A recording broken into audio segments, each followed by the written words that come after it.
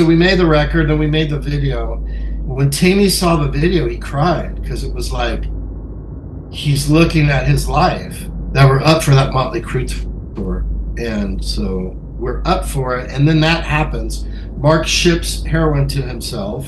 I remember going to Japan. It was like even crazier. I mean, we were like the Beatles. I mean, girls were literally screaming and shows were selling out and the labels were coming to our shows. And so when we got in the accident, I felt like, oh shit, it's all over already. The only mistake I think we made on the third record is I wish we would have had like a producer or manager come in and say, hey, look, this is all fine, but it sounds like 3 or 4 different records. But was everybody on board with that song, or was anybody going like, oh guys, this is a little too different? Even me and Tammy, when we fought in the past, it's like brothers fight. This doesn't make sense. How could we have our biggest show in LA sold out, more fans than ever, and then we just get dropped? Being with Jason is like being, when you're with him, you are like, it's like being in a cult. So at some point I told the attorney, I'm like, I don't want it. Just give it all to Tammy. I'm done with it. And then when it's not working fast enough, then you start crushing them up and go. But anyway, so at some point, Greg kind of had a nervous breakdown and just quit. When it's really low and you're stealing money from your kid's bank account, like piggy bank, my whole life was like all about trying to get clean, I think. We had so much fun. Like I said, looking back, to me, it feels like a whole nother lifetime ago. The hair metal guru from Warren to Crew. The hair metal guru. Never forget Charlie too. Hey, it's an honor to welcome Brent Muscat to the show. Brent is the original guitarist for the mighty Faster Pussycat, who put out 3 albums on Elektra Records. They toured with Kiss, Motley Crue, and Whitesnake. They appeared in the movie The Decline of Western Civilization Part 2, The Metal Years. Had a massive hit with House of Pain. Brent also did some time with LA Guns in the early 2000s, and he currently plays with the Saints of Las Vegas. With that, Brent Muscat, welcome to the show. Thank you. Thanks for having me. Absolutely. Well, first I wanted to say thanks to Stevie Rachelle for kind of hooking us up and getting this rolling. So, thanks, Stevie. Yeah. And then, so I was going to start with this, like, how do you get started, like, playing guitar? Like, when do you find out, like, hey, music is going to be the thing that I want to do? In grade school, one of my teachers kind of encouraged us. He's like, oh, we're starting, you guys are, I guess it was at that age where you could start getting the school band. Mm-hmm. And I started playing trumpet. Oh, okay. So, probably in grade school, like in fifth grade, I think. Yeah. 5th grade, I think. And okay. Then, so in middle school, I was playing trumpet. And then some point in middle school, because you have to push the trumpet and blow on it, and it puts a lot of pressure on your mouth. You got to, really do this whole thing. And then at some point, I kind of I fell, and I had to have my teeth wired in. I had like my mouth wired shut. And I remember taking the trumpet and going to like a music store and trading it in for a guitar. But I didn't have my mom's permission at the time. And so that summer, I was kind of grounded from the guitar, just sat in her room. Okay. I was grounded from it. And when she was at work, I would sneak in and play it and then put it back. But so that's just my very beginning thing. I think I kind of started late, I think. I'm trying to think, because I was really into playing trumpet. I got pretty good at it. So I was playing 5th, 6th, probably 8th grade, I guess I started playing guitar. Okay. I think that happened in the last year of my middle school. Yeah. And I was like a punk rocker, and I had punk rock friends. So we had like a garage band and just like a band we put together, practice. And then when I got into high school, I started playing some like backyard parties around my city. Sure. and I was, me and my friends were punks, and we were kind of like, there wasn't a whole lot of like punks older than us. So people like the older, like the seniors and stuff would kind of pick on us, and I was small, and they would call us names and just like, kind of pick on us. And then um, I played a party. I remember playing a backyard party in my city on a Friday night, and then the next Monday back at school, all of a sudden I went from being kind of like uncool to like the one of the cool kids. Like everybody's Right. like, "Oh, hey, Muscat, great! You guys were great. That was really cool." All of a sudden it was like, "Oh, there's some kind of magic about when you're in a band and when people see you play, it's it really doesn't matter if you're a nerd or you're ugly. I mean, it's kind of like you just become popular, So Right. I found that like, oh, if I play guitar and play live, I could be popular, with people, with guys and girls. All of a sudden girls are looking at me different. Yeah. So I kind of was like, okay, this is kind of what I want to do. So Your brother Todd ended up in Junkyard. Were you doing stuff with him back in those days? well, it was funny when I started playing guitar while I was in like middle school. He was in high school, or maybe like senior or something. But he was. I taught him how to play bass actually, Oh, okay. and but he was funny when I was starting to play guitar. He had like a punk band and he was like kind of touring. They'd go like get in a van and tour around the country. These van tours. He was in this punk band called Decry, and I guess he was graduating because he was able to go out of town and stuff. And what I remember is sometimes tagging. We grew up in LA area, and I remember tagging along with him coming up here. I live in Vegas now, but I can remember back then when I was so young, just kind of tagging along and coming up to Vegas and seeing them play clubs, and it was cool having an older brother because my mom, I guess, trusted him to kind of. I would go out and go to like clubs and stuff, probably when I was too young, Right. and shows. Right. So it was cool. I got a whole experience of like growing up in that LA punk scene.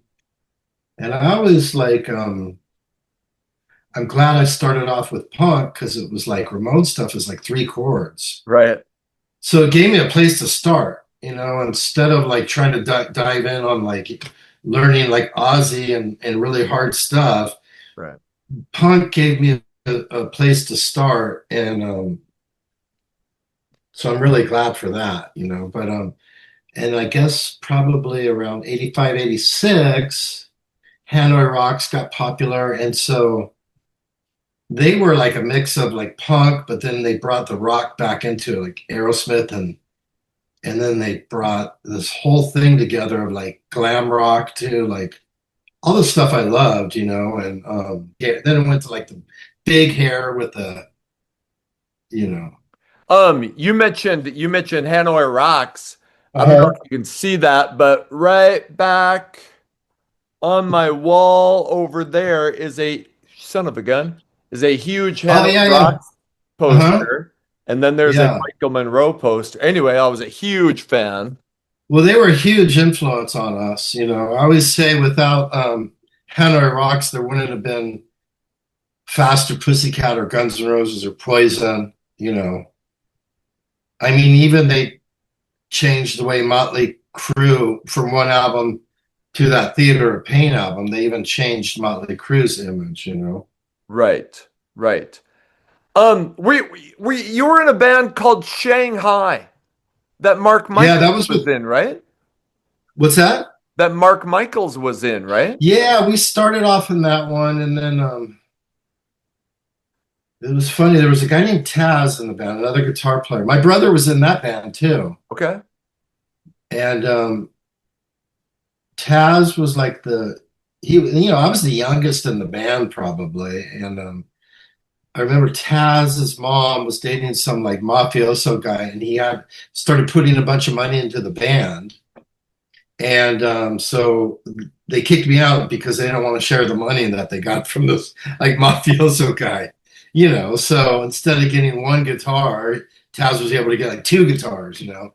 So Right. as soon as they kicked me out of that, I got together with Tammy right after that, and I think I got Mark into Faster Pussycat too. How do you It meet was Tammy, if I can ask? well, like I said, I'd been coming up to Vegas with my brother's punk band, so I knew these two girls, sisters here in Vegas, Margaret and Rosie, these two Cuban girls, and they were like rocker chicks. They'd go to all the shows.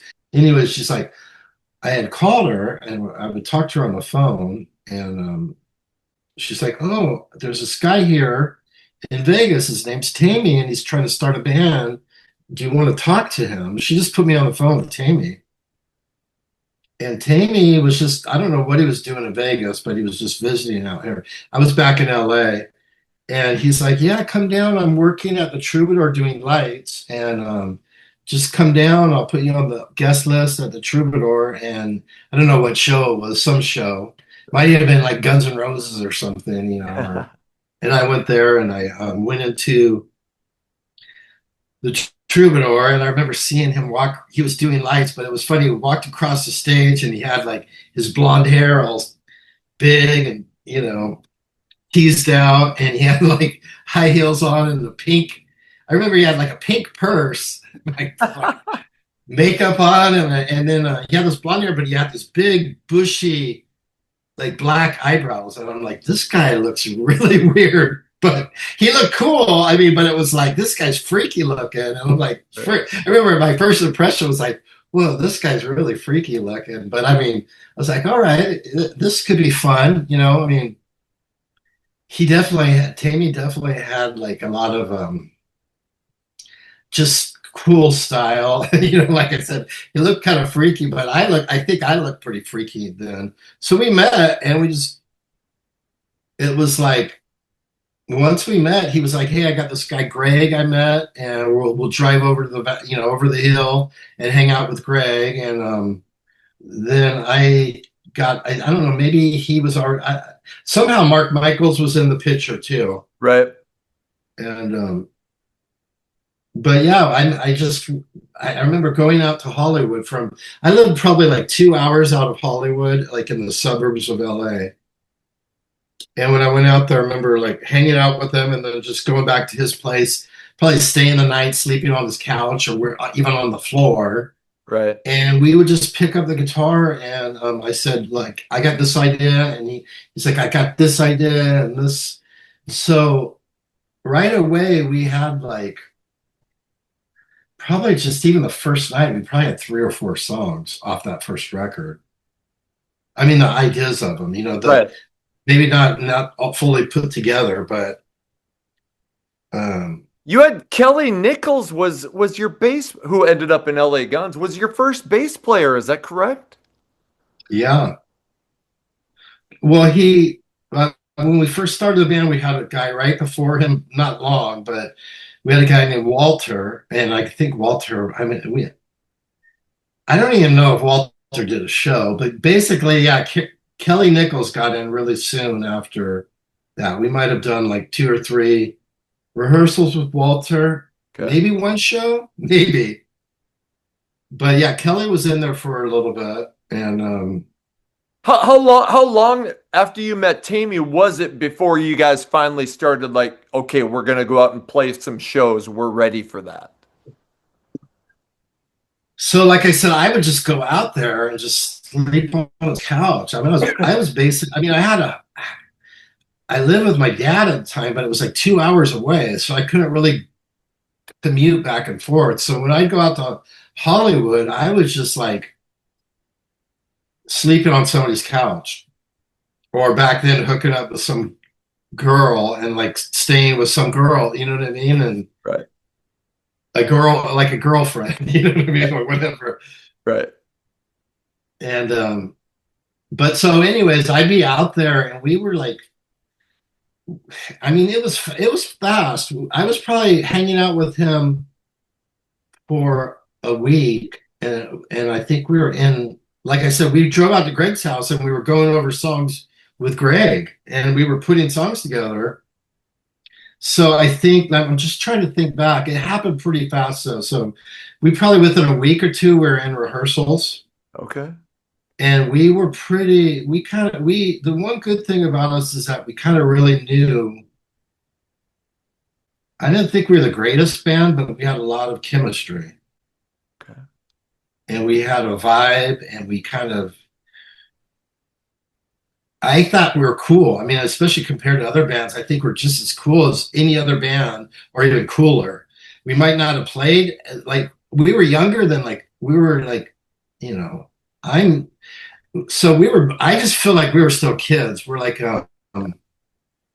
back then, 2 years is a big difference. You know what I mean? So if I'm 18 and the guys in Guns N' Roses are 21, 22, they're like older brothers, you know? Right. And we're kids. That's a big difference when you're young. So yeah, we were just like younger brothers of Guns N' Roses. It felt like. And Tammy lived and was hanging out with he knew all the guys from Poison really well.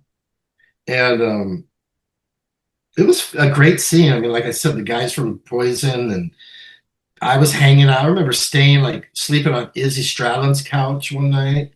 Yeah.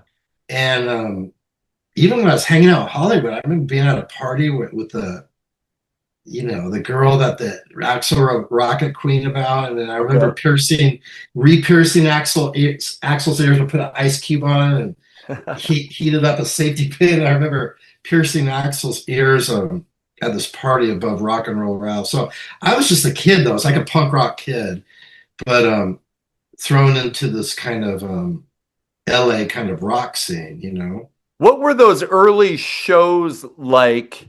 And when do you remember noticing, like, hey, like, something's happening here? We're developing a crowd. Well, like I said, we definitely had a chemistry. All the guys in the band, and we had. So I remember our first rehearsal down in Hollywood. We had this rehearsal room, and on one side was just a big mirror.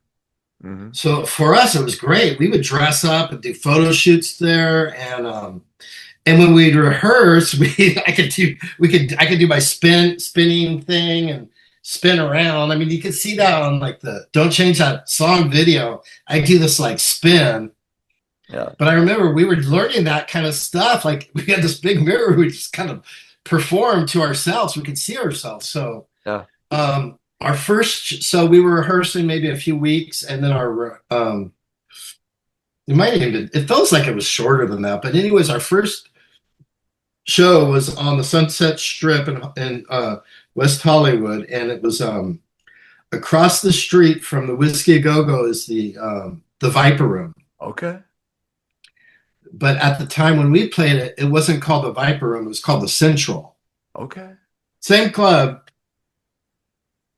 But so Tammy at night worked at the Troubadour, and then during the day he worked on Melrose Avenue at a punk rock clothing store. So I would just hang out with him like during the day, like at the counter. He'd buy me a hamburger, and we would just sit there. And then everybody, all these like rock people that would come in, or punks. The great thing is our first shows were great. You would have like every kind of like, it wasn't just like rockers or heavy metal. It was like we'd have punks, we'd have everything. I think that was because Tammy worked on Melrose. So everybody that would come in, goths, new wave, punk, metalheads, we had the whole thing. That was our first shows were great. You look in the audience, there'd be all kinds of mix of people in there. We made flyers. We were really quick. We took photos. We made flyers. We rehearsed, and then we got like our first show at that Central. Yeah. And Axl Rose was in the audience at our first show, doing his snake right in front of us. Like I'm on stage, and Axl Rose is in there doing his dance and was digging us. Yeah. And they had the manager, Vicky. They were already working with Vicky Hamilton, their manager. Yep. And Vicky, I think, helped Poison get signed and was helping Guns N' Roses. So we knew Vicky, and we were just kind of like at the shows, we were like courting her, you know. Mhm. Hey Vicky, will you work with us? This and that, you know. And luckily, the guys in Guns N' Roses kind of liked us. Like I said, I think they probably looked at us like younger brothers, you know. And we were definitely different. I mean, even if you hear our first record, it's pretty raw. You know what I mean? It's like it's a lot stripped down. It's very simple. There's not a whole lot of like fancy playing. It's just real. It's almost like a punk record, you know. Right, right, And we did it quick. You know, we got like, I mean, for example, Guns N' Roses, I think, got like $250,000 to record that first record, and I think we got like 50 grand or 75, and we did ours in like 3 weeks, and they were probably took 3 months right. of like, and you know, and then all on top of that, Slash has probably been playing years longer than me. I mean, their stuff is very much more technical, but they got signed before us, and we got signed some months after them, maybe 5 months after Guns N' Roses. But our albums came out the same day because we were so quick. Like we got signed and we got in there, and like they were, you know. When did you start noticing that there was label interest in you? Oh, okay. So we did that first show at the Central, and like I said, it was a good sign. Like Axl was there, and we were friends with those guys. So we like our second show or third show might have been at the Whiskey, opening up for them. Okay. And what's funny, there was a show at the Whiskey. It might have been our second or third show. So Guns N' Roses headline, and then we played, and then my brother's band Shanghai, that me and Mark like that I was kicked out of. Right. They played, and but Faster was like cool. I mean, out of all three bands, I thought we were the coolest band. I mean, Guns N' Roses, of course, were great and cool, but I always felt like, man, we really had some kind of thing going on, you know? Right. And so I'm trying to think. So the whole label thing. So we were playing and we were rehearsing, and anyway, so my band, my brother's band, the guy that kicked me out, Taz, he saw me play that night, and we were so cool. He's like, "Oh, Brent, do you want to get back in the band?" And I'm like, "No, I'm cool. I got Faster Pussycat." You know what I mean? I'm like, yeah, you know. Obviously. And all the songs we're playing in the clubs are the ones on the record. Right. How did the songwriting work? Like, was it?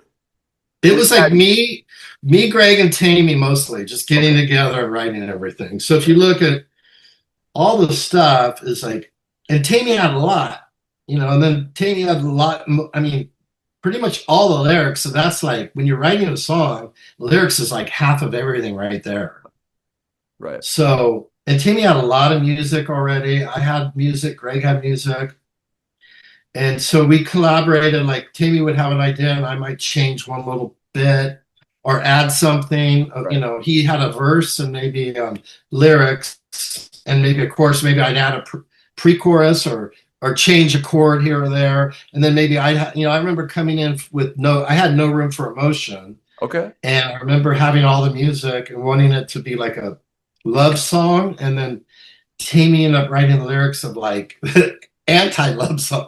I have no room for, which is great. Looking back at it, was like, but that kind of chemistry of like my idea and the music, but then what Tammy put to it, it really worked. So I'm just trying to think of all those stuff. So we were playing and it was just popping. I mean, we were like flyering. We were working every night. We'd go down to the Sunset Strip. We were flyering. We'd go to other shows. Guns N' Roses was playing. That night we played with Guns N' Roses, but if they had another show on another weekend that they're playing Troubadour, we'd be outside handing out flyers, talking to girls, inviting people. And at rehearsals, we would talk about, we want to get signed because Poison was signed. Guns N' Roses was about to get signed. There were like labels coming around, and there was something was happening in LA, like a new scene. Just like it happens, like in, you know, after that, it was Seattle with Nirvana and Soundgarden. But at that time, it was like a new thing happening, you know.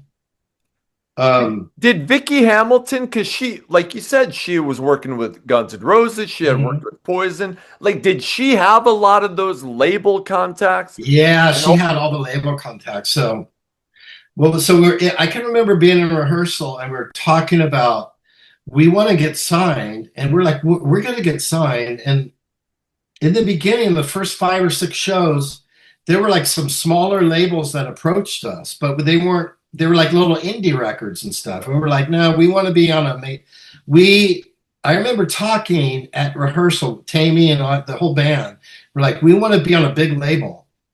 And there were all kinds of big labels. There's like Polygram and Geffen and, A&M and, Warner Brothers and Electro Records. And we were like, we want to be on Electro Records. I can remember it was like when you're a kid, you have kind of blinders on and you just are going in one direction, and there's kind of magic in just kind of believing you're going to do it no matter what and just going for it. There's some kind of magic in that. And so I think we were at the right time, right place. I think there's magic in that thing where we kind of like, what do they call it when you think it and you believe it? You manifest it, right? Yeah. I think we manifested. So we said we want to be on Electro Records. Out of all the labels, Guns N' Roses got signed to Geffen. Geffen's a great label, but we were like, we want to be on Electro Records because they already had Motley Crue. They had Metallica. They had The Cure. They had like all kinds of like, even like old stuff. They had like the Doors and the Eagles. And so we want to be on Electro. And that was our dream. So we turned down a couple smaller labels, and then we talked Vicky into managing us after 4 or 5 shows, and we were kicking it. We were on fire. We were selling out we were playing like the Roxy and selling it out.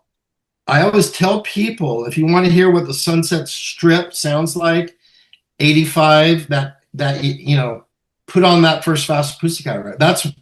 And the reason I say that is because that's what we were doing in the clubs. Nobody came in and changed us. They didn't say, write a hit song or make it better. We went in and just pretty much recorded with like the amp I was using at the Roxy was the same amp I recorded with. The same guitar.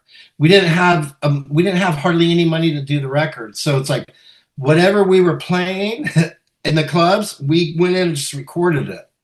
It's raw. It's like, that is like exactly pretty much what you would hear at the club, where other bands got signed and some other bands got more money. So then they had people in there saying, you got to write a hit song, or I don't like that, or, oh, you got to add like saxophone on that. Everybody was, you got these A&R guys and like, but our label just goes, they don't want to sign Electro Records. Like the guy from LA wanted to sign us, but the New York office didn't even care about us. They didn't want to sign us. They didn't get it. And so they didn't care, but that was the best thing. They gave us a little bit of money and they left us alone to do our thing. I had your producer, Rick Browdy, on a month or 2 ago. So what was it like? You're recording a major label debut. Was it a lot of pressure, or was it? Well, for us, like I said, our money, like Guns N' Roses had $250,000 to make the record. We had like 50,000 or 75,000, something. Yeah.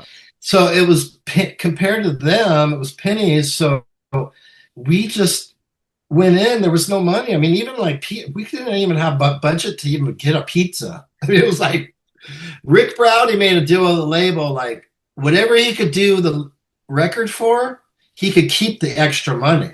Okay. So who knows? I think we probably recorded, I don't know. If it cost us 40,000 to record it, he probably kept the other money. So we just bam, bam, bam, really quick. There wasn't some overdubs, but not a whole lot of like, right. And it was just basically, we knew what we were doing in the clubs. Rick was great because, on some of the songs, maybe if Tammy was cursing or saying something a little, I think Rick Browdy toned it down because he knew, like, sure. I think Cat House used to be called Whorehouse. But by the time we got in the studio, I think Tammy was doing the Cat House, and Right. Rick Brownie's like, "Why don't you just call it your club name?" You know what I mean? Right. But I could remember Rick Brownie having some ideas with lyrics and stuff, so that helped. And then,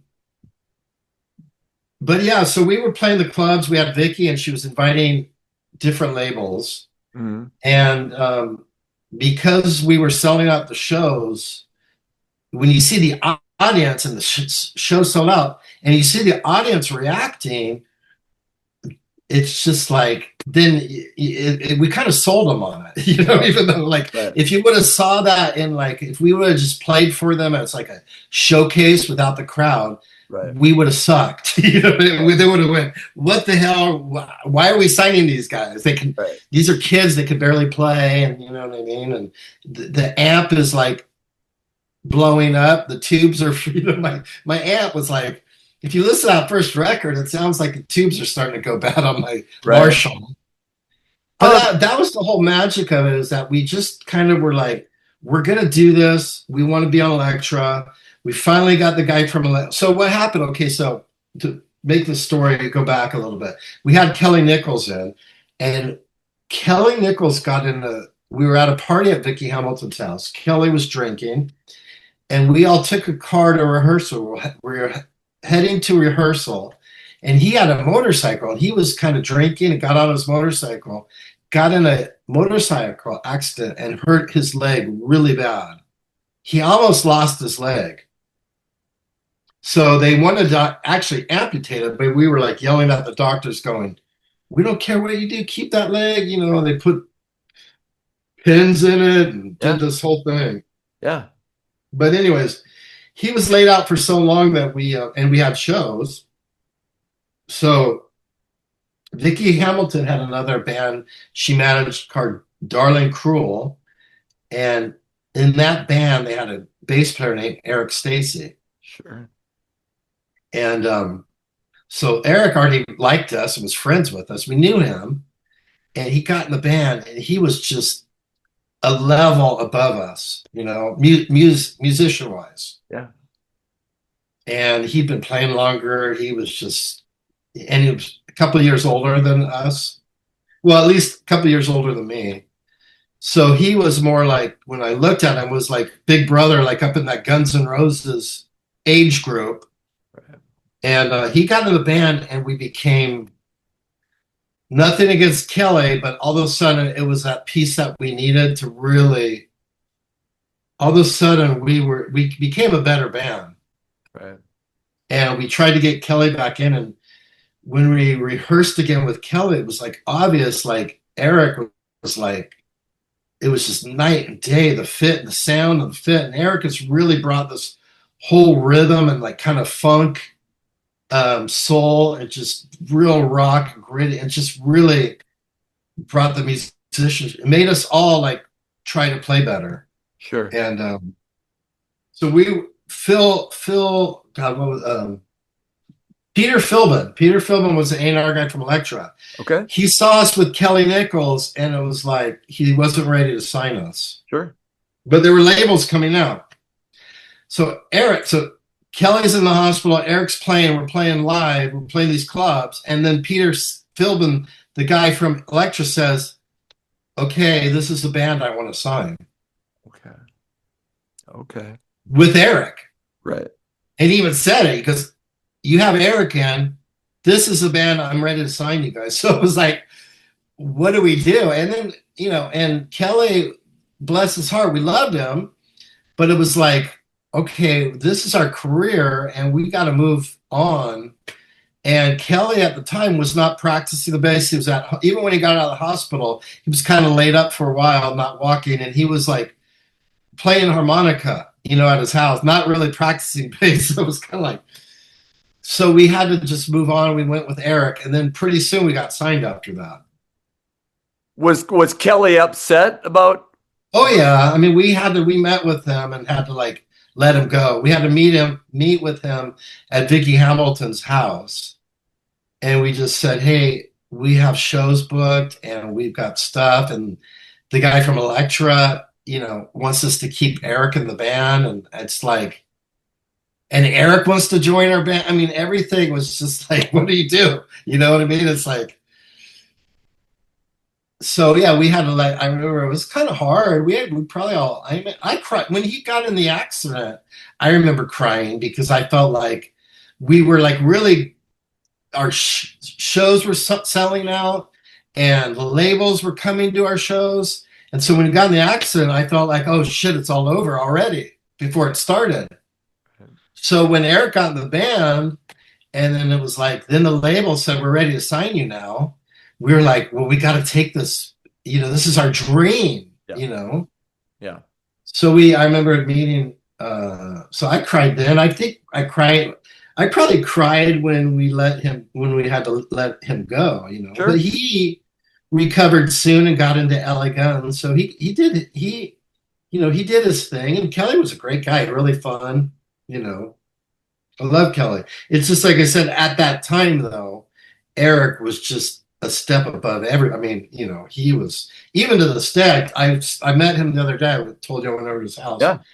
And I was jamming with him, and he just, some of the stuff, like on the third record, like we did a song called Out with a Bang. I was even telling Eric, man, you are on fire on that song. Yeah. You know, so I still think Eric is probably, out of all those bands, I think Eric's one of the best bass players in LA. I mean, I think he's up there with like Flea and Duff and all these guys, you know.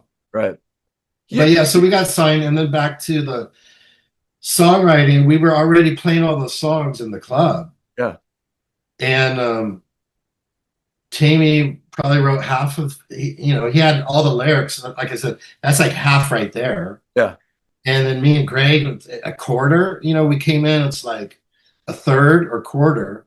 Okay. So it was me, Greg, and Tammy writing pretty much everything. When Eric got in the band, he, like on the second record, he had stuff on that. But pretty much when Eric got in the band, everything was pretty much there already, you know? Right. Right. But second record, Eric wrote some.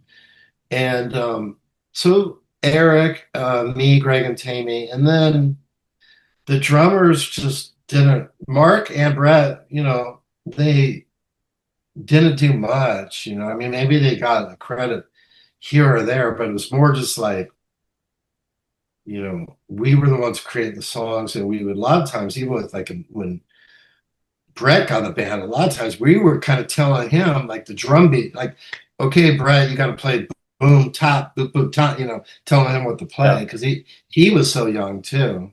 Great drummer, but didn't know what to do, you know. Your record and Appetite for Destruction came out in the same day. And I think a lot of people associated you guys together. For a period, it seemed like you were on the same trajectory. Did you?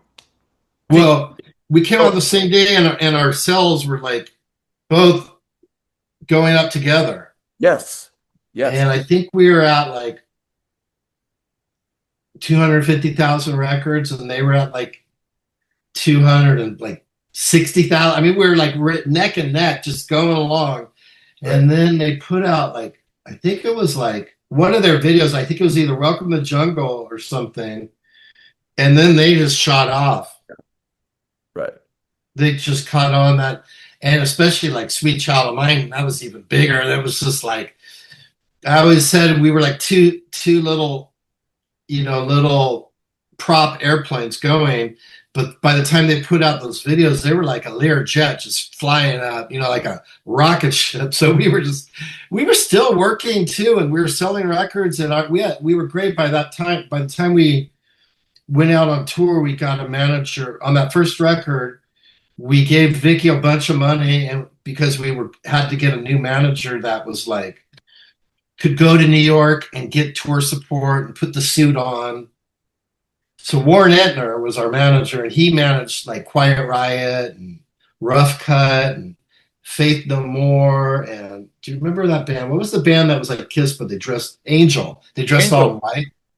Yep. He managed Angel. So Warren Entner knew people. He knew like all the agents, you know, like William Morris Agency. He knew the attorneys in town. He knew all the, you know, he knew all the agents. He knew a lot of the label people. So like somebody like Warren Etner, when he calls the record company, they pick up. Right.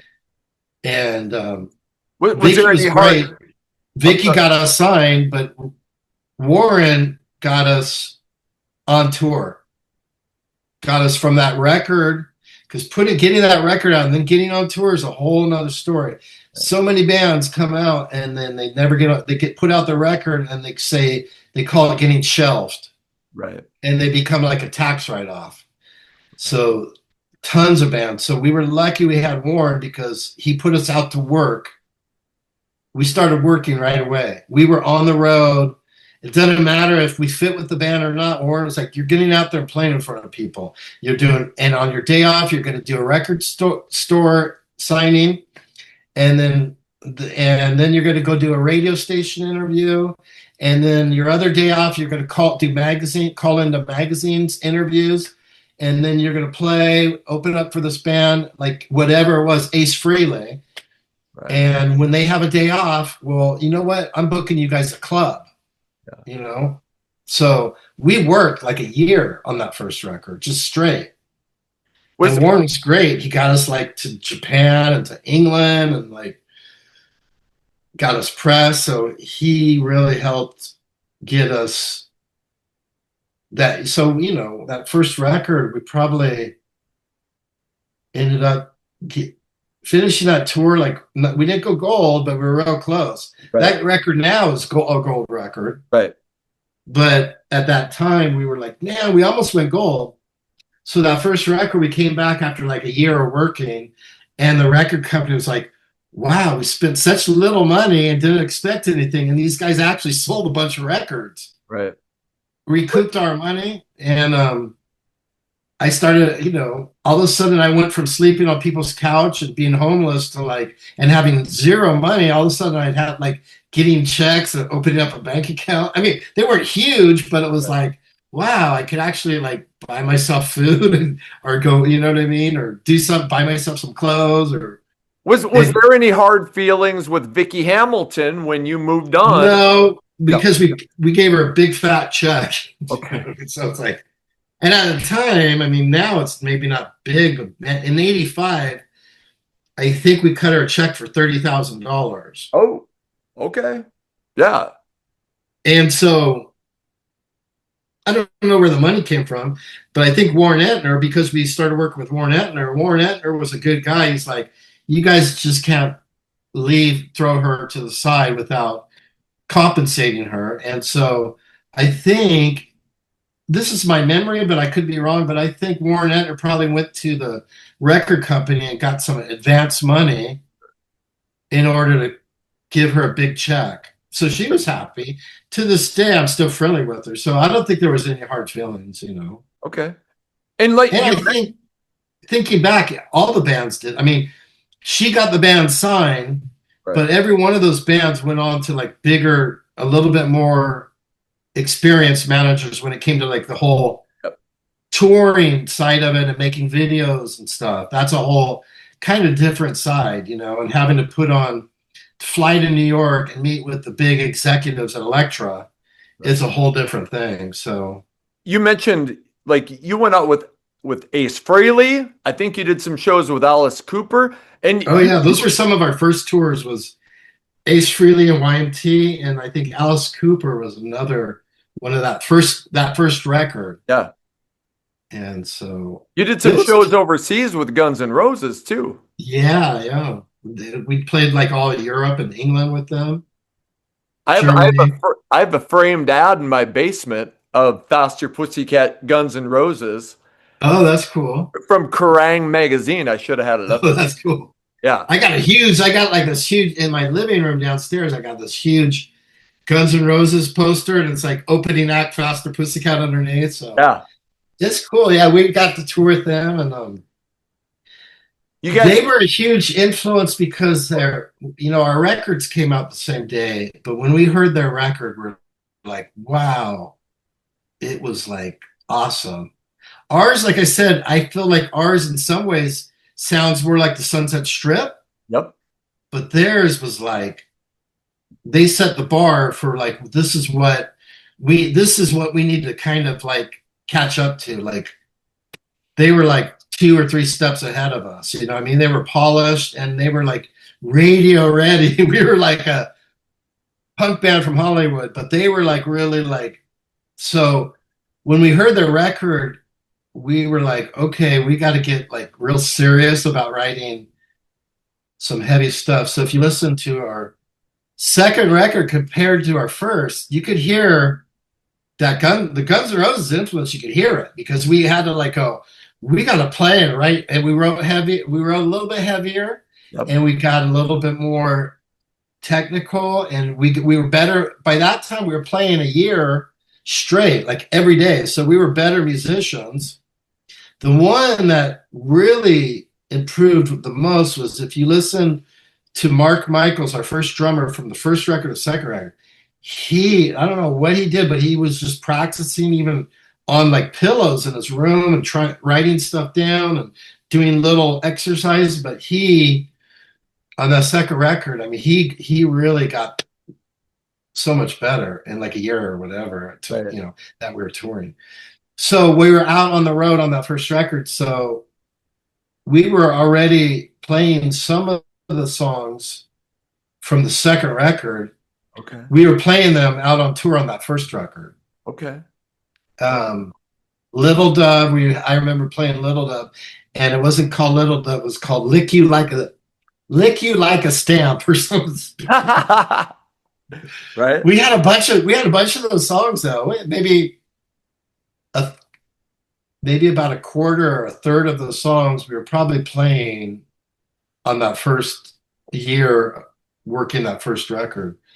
So the second record I think is pretty good because those songs too were organic. We were playing them live and they weren't like, you know, where, you know, certain bands that got signed, you know, there were bands that got signed. I'll give you an example, like Jet Boy got signed to Elektra for more money than us.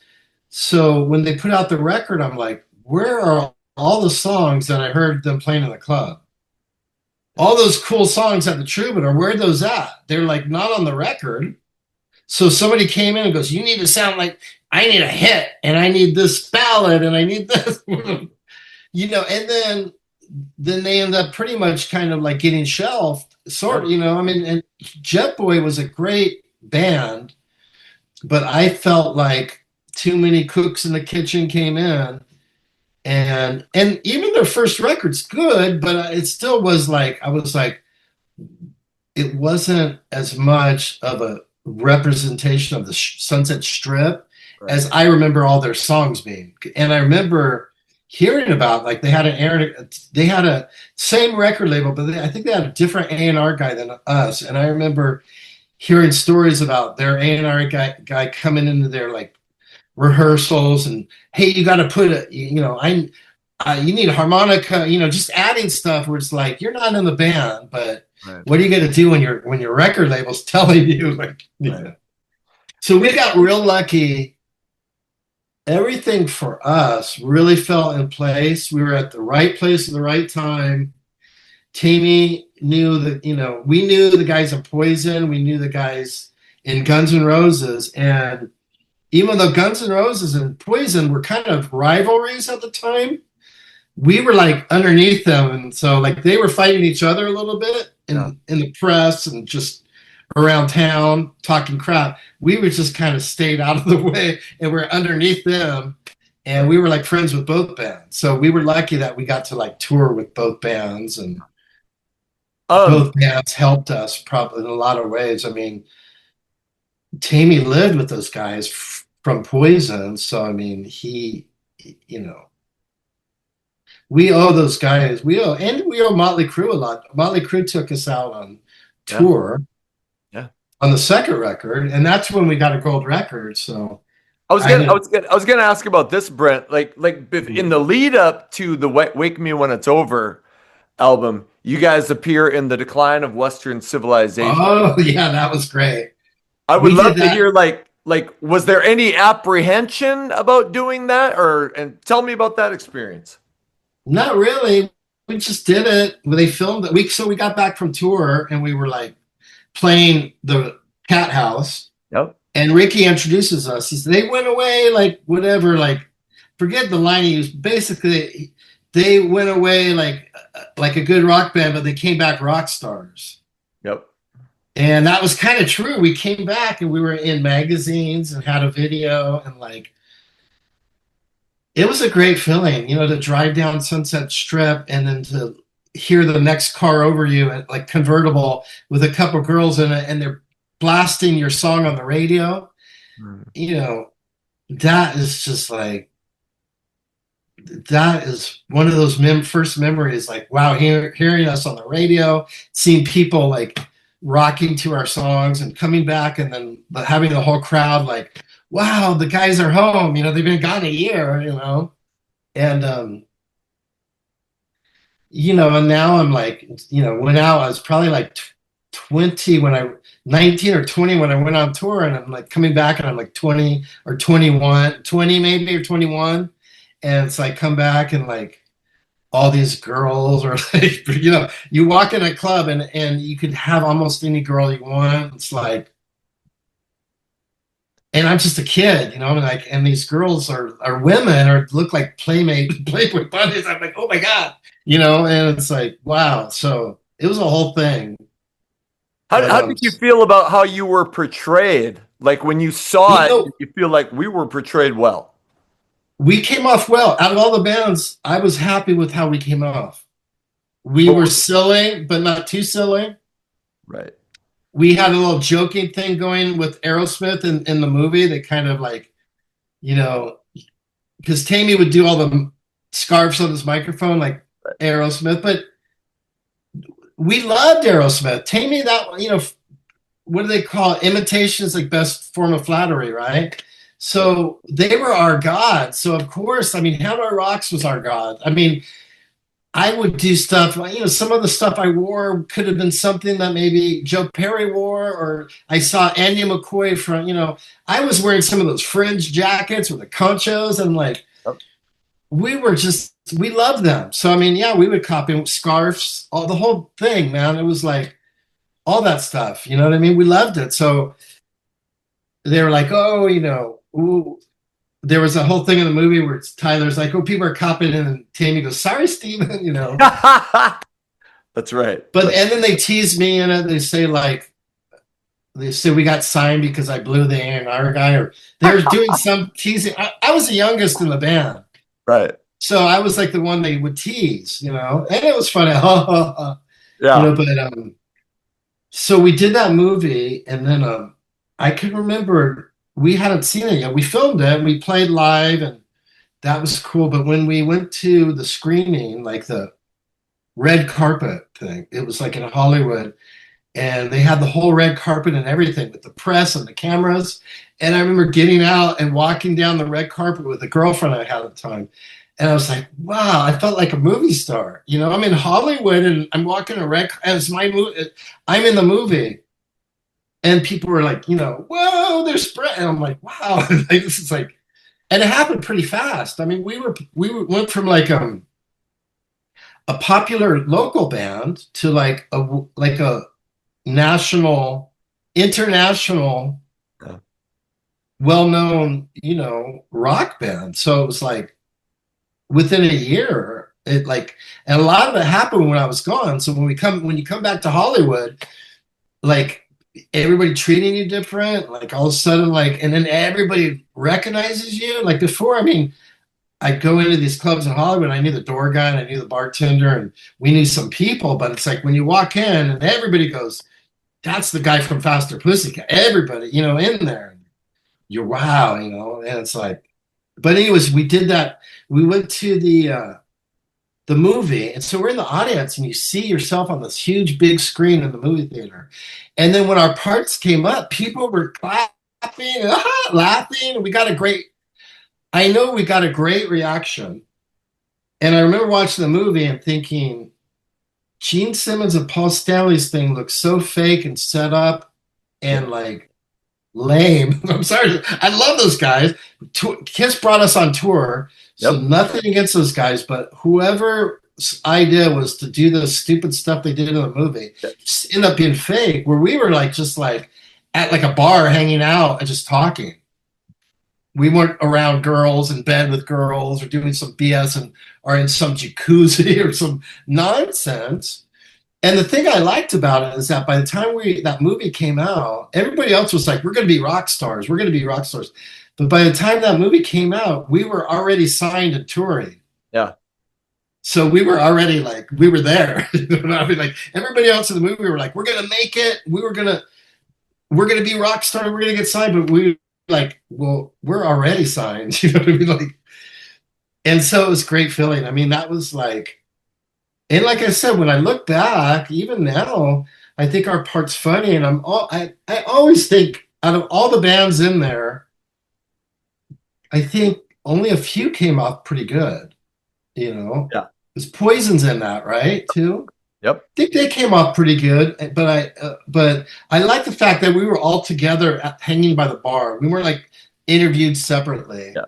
And then we weren't doing anything stupid, like we weren't in like any kind of fake, like, you know, in a pool or in a jacuzzi or in bed, or Gene Simmons walking around a lingerie store is like, oh my God, come on, please. You know what I mean? It was like, so out of all the bands, even Ozzy was funny, but it was like, it just seemed like he wasn't putting on some kind of act or something. Yeah. And then Chris Holmes, that thing where he's drinking in the pool. Yeah. Just sad. You know what I mean? Like, yeah. I mean, it's like alcoholism just being shown right there. I mean, that to me is just like, so looking back, we got really lucky that we came off okay in that, you know? And part of the reason why is because I think because there wasn't like, we were just sort of like, we kind of flew under the radar. I mean, we were popular, but even with everything, there wasn't a whole lot of like money machine behind us where somebody goes, "You guys got to go in and be in bed with girl." There was nobody forcing us to do anything. It was just more like, you guys just be natural. So nobody, and we were a real band. We were together all the time. So it wasn't like they were interviewing us separate. And then also we were already touring, so we weren't having to go say, "Oh, we're trying to make it." To me, we had already made it. And even seeing that movie, I'm like, we even made it bigger. You know what I mean? It's like this being in the movie, man. It was great though. Awesome feeling just to have been. And when you went up, like the reaction of the audience, people.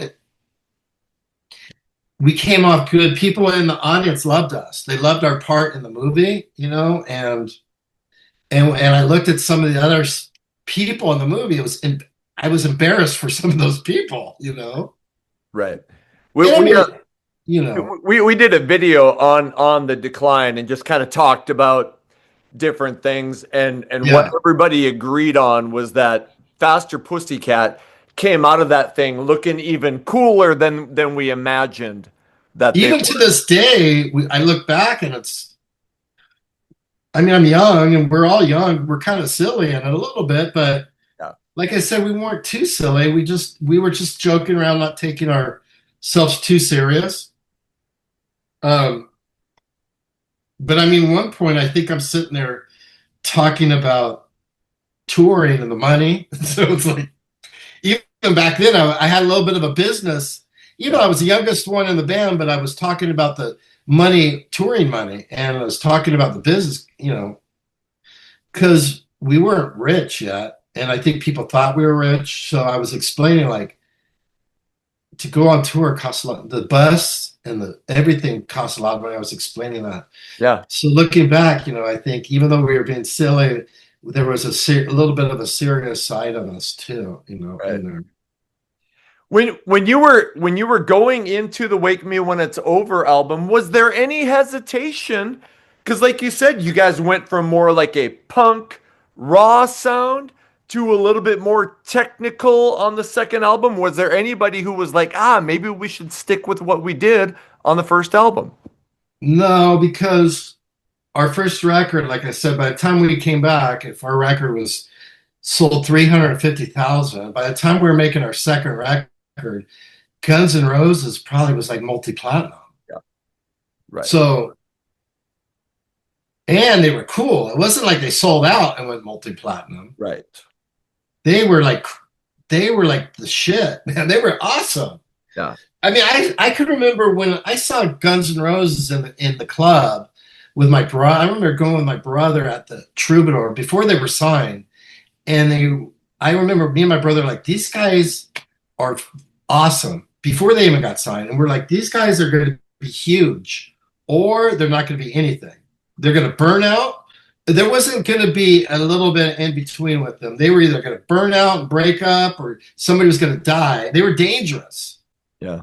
So they were going to catch fire and burn down and, burn out, break up, or they were going to be huge. We knew it. We're like, these guys are going to be huge, and they were awesome. They had the stuff they were doing. Good thing about Guns N' Roses, most of the stuff they were doing in the clubs was also on the record, but there was a lot more. It got a little bit more polished because I think there was a lot more money and time behind it. So, like I said, when I tell people, if you really want to hear what the Sunset Strip sounds like, put on that Faster Pussycat first record. That's what the Strip sounded like. I mean, that's what Jet Boy sounded like even. And that's even Guns N' Roses in the clubs, they sounded a little closer to our first record than maybe their first record, just because when you're live, there's not a whole lot of overdubs going on. There's not all the background, all the whole bunch of 30 background vocals and all the instrumentals and all the stuff. It's just raw, you know what I mean? And our first record is raw. But anyways, they're like I said, their first record was great. So I think we aspired to that. Like, we're going to go in and spend more money and make a better sounding record and make it more polished. We're going to play better. We're going to write better. We're going to have some more serious lyrics. We even toughened up. If you look at us like a little bit in some of the magazine like stuff when we were touring, it's like, I went from like looking like a girl to a couple shots. I'm like, I got some muscle going. I'm looking like more like, tough, roughed up. You could tell we were out on tour fighting for our lives. And we did. People were throwing the first tour.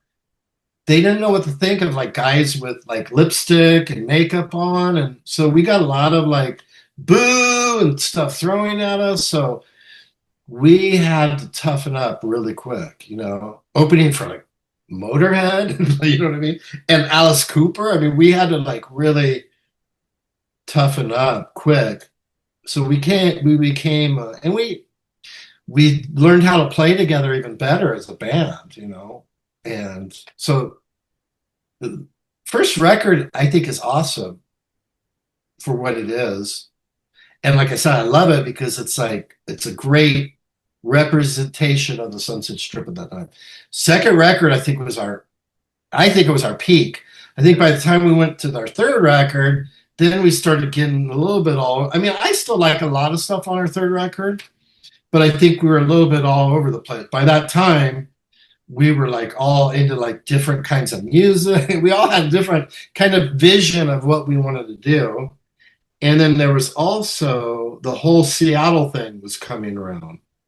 So that kind of threw a wrench. Yeah. That kind of changed a lot. I mean, even some of our songs on the third record were like borderline grunge, or something was going on, some techno or some heaviness going on, And then at the same time, there's other stuff that we love, like Rolling Stones and like funk was in there too. So like I said, we were like, Taman was like listening to like 9 Inch Nails and like all that Seattle stuff. Greg was listening to like Prince. I was listening to, Sly and the Family Stone, and Eric was listening to like Rolling Stones, so we were like kind of all over the place, You mentioned on the first album that you didn't feel like a lot of record label pressure. You went in and did what you guys did. But on Wake Me When It's Over, was there more pressure like, hey, we need a hit on the second album? A little more, but not a lot. Okay. We spent a lot of money rehearsing. We'd have lockouts, and I mean, all the money. Looking back, we should have bought a house and just rehearsed at the house. Yeah. We could have owned the house for all the money we spent on rehearsals. We could have owned a house. We might have had to split it later, but we could have sold it, and we could have had a house. We spent so much money on rehearsal, but we rehearsed all the time, and we put pressure on ourselves. House of Pain, Greg came up with that riff. He came in with the music, and Tammy wrote some lyrics, and we were like, no, it's not happening. Go write it again. Yeah. And Tammy, it might have just been Tammy's first rough deal. He was just hearing the song. He went back home and dug down deep and came up with that House of Pain lyric, which was like amazing. But so we put pressure on ourselves to we kind of knew when something was happening and when something wasn't. And we would hey, that's not happening, or that song, I'd come up with a riff and they might just go, I don't like that. Or I'd come in with the riff, they go, oh, I like that. But we were pretty honest with each other. And we were probably putting the pressure, like I said, that Guns N' Roses thing set the bar. Yeah. So we kind of knew, this is what our second record was kind of competing against Guns N' Roses' first record. Yeah. Right. So we kind of knew. We kind of put on pressure on ourselves. And then House of Pain was great. We had that. So, I mean, I'm sure manager and the label was pretty happy with that one, Was everybody on, and I have talked frequently about my love of that song. I really relate to that song because of my own issues with my father. But was everybody on board with that song, or was anybody going oh, guys, this is a little too different? No, we liked it because, like I said, when Tammy came up with the lyrics, it was real. Yeah. Every other band had any band at that time that was playing a ballad type song like that, the lyrics were cheesy. Yeah. Every other band in LA, every other band that was playing, the lyrics were like a love ballad, right? Yes. So for us, when Tammy wrote that, it was this is cool, different, and real. We made the video, and then so we made the record, and we made the video. When Tammy saw the video, he cried because it was he's looking at his life. Mm. I remember that. We saw the video. First time we saw the video when they edited it and put it together, we look at Tammy and he's got, he's tearing up because that shit was that was the real deal. You know what I mean? We're mm-hmm. Other bands, ballad, don't get me wrong, all those other bands had great ballads, but they were all kind of just generic love songs, Yeah. Not that that's bad, but, we had something that I thought was different, you know what I mean? And a lot of people related to it. We got so many fan mail and so many people talking about that thing and the video. So the guy, Michael Bay, made the video. He went on to direct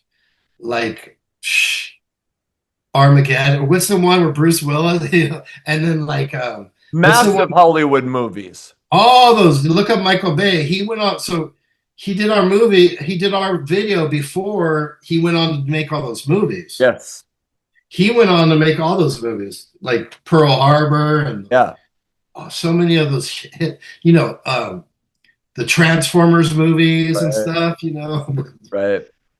With Megan Fox and stuff. I'm whoa. So he went on. It was huge. But yeah, he did. He made that video. It was a great video. It was very cinematic too. Oh, that video just kills me. So that video helped him make movies because you could show that as when you go to when you're trying to make a movie and you're meeting the producers and the money people, you usually bring them a real stuff you've done. Well, look at this, and they see this video and they're like, man, you're good. You know what I mean? It's wow, you can make me cry in 3 minutes with that. Right. All right, you got something. And so that video was helped him make some of those movies. You guys went out on the Dr. Feelgood tour, and you got the Kiss Hot in the Shade tour. And Revenge, Kiss Revenge too. Yep, on the third album. Yeah. Yep. I saw you guys May 26th of 1990 with Kiss Whoa. Slaughter. It was in Uh-huh. it was in West Fargo, North Dakota, and I kid you not, Wow. I walked out of that show going, Faster Pussycat is my new favorite band. You guys just blew me away. It was amazing. So We were lucky that tour was great because we were in the middle there. yep. Slaughter open, Faster Pussycat and Kiss. We had the perfect spot. Oh, Because we didn't have to live up to this headline status. yep. And we also weren't opening, so we had this little bit of this like credibility being right in the middle there. Mm-hmm. And when people were coming into the show early, they might miss part of Slaughter's set. But by the time we went on, the crowd was full. Yeah. So it was like when we got that tour, we were already probably playing like a year. Yeah. So we were like fine-tuned, like we were like a fine-tuned racing car, you know. We were on our game and we were really tight. And then Slaughter came out on that tour and like they recorded the record, they were great, but they never played live as that band. Right. We'd already been playing like a year or even longer, I mean, in the clubs and stuff. So we weren't like, Slaughter, technically, those guys that, probably played technically better than us, but we were just like tight in the chemistry and the thing. So it was like, and the Kiss comes out and they're kind of, I love Kiss, don't get me wrong, but I really love the Kiss with the makeup and the early Kiss. So they're in the stage of their career where they're playing kind of this like, some of that stuff, it's not my favorite anyways, you know what I mean? So we were right there and we were like, the reviews were like, you guys are blowing the other two bands off the stage, Right. And it was great. Now we were like, I think Slaughter was a 4-piece, so we were a 5-piece. Yep. So that we just had this thing, a little more sound coming from stage and some more stuff happening. And it was great. That was a great tour for us. That one, like some of those tours, I remember like selling a lot of records. You'd go out and you're like, oh, okay, you're at, hundreds. You guys have sold 175,000 records. And you go and do that tour and you come back. You guys are at like 300,000 records. And it's like you guys are selling records. So yeah. And then on top of that, the groupies for like just like that whole thing was just amazing. We were lucky, I guess. Lucky that I came out of it all alive. A lot of that. I was going to ask this. Wake Me When It's Over ends up going gold. You got these huge tours. You got a massive hit with House of Pain. Was it everything you hoped it would be at that time? Yeah. It was great.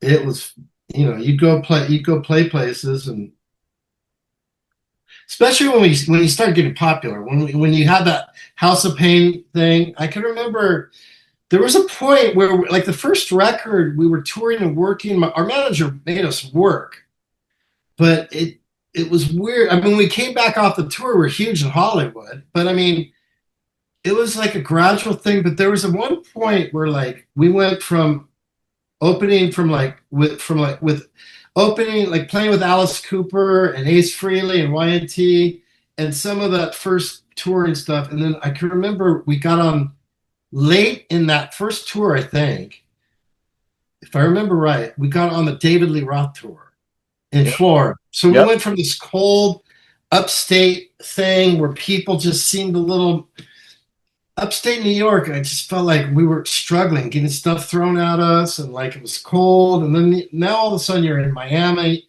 you're opening first show in Miami playing with David Lee Roth.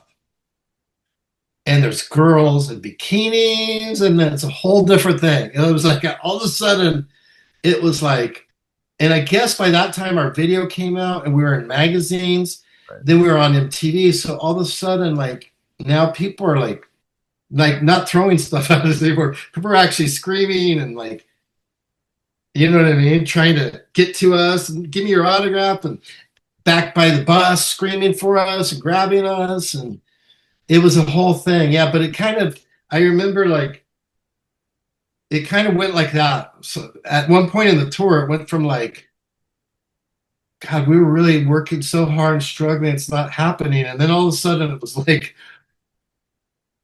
and I remember it was at the first show with David Lee Roth. I can remember playing, it was great. And I can remember looking over at Greg, and we just looked at each other and we went, Right. yeah, we're dealing. I mean, we didn't have to say anything, but it was like we knew each other so well. It's like, yeah, we're doing it. You know what I mean? Yeah, this is the shit. This is the life, you know? And from then on out, man, it was great. Like I said, coming back to Hollywood, and then like, so we came back. It was, me and Greg were pretty close. We'd hang out a lot. And I remember getting off tour, and one night, like we went, it was like one of the first nights we were back home in LA, and Ricky Rackman had the Cathouse, but he had a new club. Maybe he stopped doing the Cathouse for a while, but he had a new club called Bordello. So a rock club.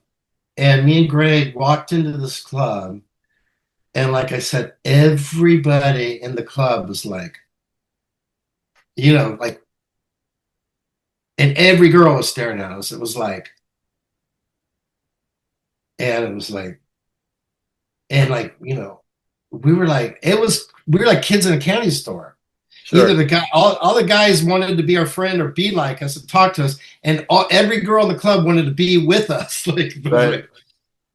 And it was amazing. I mean, that was like crazy. And you know, I'm young, so I'm like ready to go. You know? I'm like, I'm a, you know, I don't know what you call it, but you know, I'm like,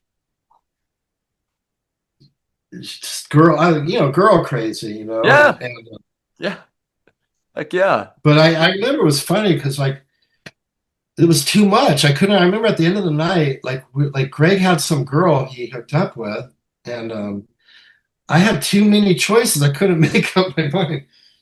So I remember like at the end of the night, Greg had some girl, really pretty girl, and like she had like a friend with her, and I'm like, she's cute, you know, whatever. And then like Greg's like, do you want to hang out with these girls? I'm like, whatever. Like her friend's kind of cute, I guess, whatever. And then her friend and her like kind of turned their backs to us to walk away to get in their car. And I remember the girl that I thought was cute, I saw her backside in this little short mini skirt. I'm like, oh my God, yeah, I want to hang out. I want to hang out with her. Oh my God. Right. Awesome. Yeah. But there was like that was just crazy times, you know. I mean, back then you'd go to a club, and so we were, you know, it was like girls would come up to me. Sometimes a girl would come up to me and just like, hey, you know what I mean? They'd approach me and say stuff to me, just like, whoa, okay, all right. You know what I mean? There was like I remember like I was at some club, there was a playmate from like a Playboy Bunny playmate. And I remember she came up to me and just like, I want to hook up with you. And I'm like, oh, okay, bye. Yeah. All right. She's like, I'm probably 21 and she's probably 26. So I'm like, okay, all right. You know, I'm like a kid, and here it is this like grown woman wants to be with me. I'm like, wow. So yeah, it was fun. And then we went to Japan, and that was awesome too. I mean, people were waiting at the airport screaming, and girls were like with gifts and little dolls of you, and like love letters and like marriage. I mean, I'd get like fan letters where these girls were like marriage proposals. Right. And it's just crazy. But yeah, I remember going to Japan, and it was like even crazier. I mean, we were like the Beatles. I mean, girls were literally screaming, and we could at the airport, they were there. And then we drive through Tokyo, and we get to our hotel, and there's like girls in the bushes waiting for us, and girls in the lobby, you know, wow, you know. So yeah, it was fun. And you know, the promoter taking us out to like 5-star like steak restaurants, and like Right. then you get into your hotel room and there's like a you go from the airport out to eat, and then you get to your back to your hotel room and your bag's already in there, and you got a bouquet of flowers and a fruit basket. It's like, wow, this is like the life, man. I'm getting spoiled. So we got spoiled. We got real for I guess 7 year, 6 or 7 year run that we did. We were like, yeah, we lived like rock stars. It was great, you know. And so we always kind of missed that. I mean, even when the band, we never officially broke up, but we kind of disbanded. But we always, me and Greg were always in contact. We would work regular jobs, but I always kept playing music out in Hollywood with bands and stuff. But there was always that thing of like, man, don't you wish we could get back on like the road to do it like that way? So we did like around 2001 or 2002, we did do a reunion, but it wasn't like it was like when when we were at the height, we had like 2 tour buses. We had a manager, an agent, an attorney, an accountant. You know, we had like a whole team. We had a tour manager. I had my own guitar tech. We had a drum tech. We had like Tammy had a guy doing wardrobe. It's like it was this whole like thing. And I remember at the height we had like the band had a tour bus, and we had a tour bus for our crew. You know, we had a sound guy, a light guy. We had a whole machine. And so later when we got back together as like a reunion in 2002, it was pretty much us on one bus, you know, doing it. We might be lucky if we had one roadie setting up everybody's stuff, you know. I was going to ask, in those earlier years, I think around Wake Me When It's Over, Mark gets arrested for shipping heroin. And I was just like, what do you remember about that? And did you guys know that he had been dabbling in that? Eric and him were dabbling a little bit with that stuff. And they were like, I don't know what you would call it. Like every band had like the 2 guys in the band that were like the bad boys. You know, like in Rolling Stones, I don't know, it was Keith Richards, and one of the other guys was probably, you know, and then even like Hammer Rocks, you had like Andy McCoy was that. You always had the one guy in all the bands. You know, even like Guns N' Roses, I mean, I think all those guys were doing shit. But I mean, especially like probably in the early days, it was like Izzy had that image of like the sort of junkie image. But all those guys were even, you know, so that stuff was going around back then a lot. The heroin, at least it wasn't like fentanyl like it is now. Right. Because there'd be a lot more of us dead if it was like, if it was fentanyl. But back then it was like real, you know, I don't know, I guess you just say pure, you know, so it's not good to do, but at least it probably was not as poison as it is now. They were fooling around with it. So then we kind of knew, we kind of told those guys, we're going to kick you out if you do that shit, you know. Me and Tammy and Greg were pretty, I experimented with some stuff when I was in high school and stuff, and I drank a little bit, Tammy drank, but we never really got into drugs, you know, especially at that time. We were really focused on on being rock stars and not doing, you know, playing and doing it. We didn't want to like get into drugs, and maybe we didn't even have time or whatever it was. We just weren't into it. And so we made that second record, and we were on that tour, and we were out playing clubs, and it was just the beginning of touring for the second record, Wake Me When It's Over. Yeah. And we were up, there was talk of us and like 5 other bands being up for the Motley Crue tour. So, you know, us, probably like a band like Jet Boy, I mean, LA Guns. Right. Who knows? There were probably like 5 bands at the time that were signed. that were up for that Motley Crue tour. And so we're up for it. And then that happens. Mark ships heroin to himself and he goes ahead. We were all partying in this one city, stayed the night. He went ahead with the road crew to the next town. And we know why, because he wanted to pick up his drug. He FedEx drugs to the hotel lobby or to this next hotel, the next town. He went ahead. So I guess in the morning when he got into town, he went to the hotel lobby and he went to go grab his package. And the feds all came out with guns drawn on him. So he was done in jail, you know. And Eric's lucky because he was part of that whole thing. I think it was Eric's girlfriend that might have shipped him out, shipped the drugs out. Okay. So Eric really skated, got really lucky. And like, Eric was also friends with Nikki Sixx. So it was like, you know, they were even living together. Eric was living with Nikki, but Eric was in the band. So it was like, we can't say anything.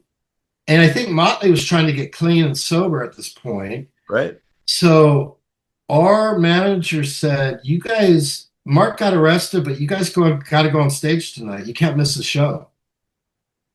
So we had, I think Danger was the band. Yep. Opening for us.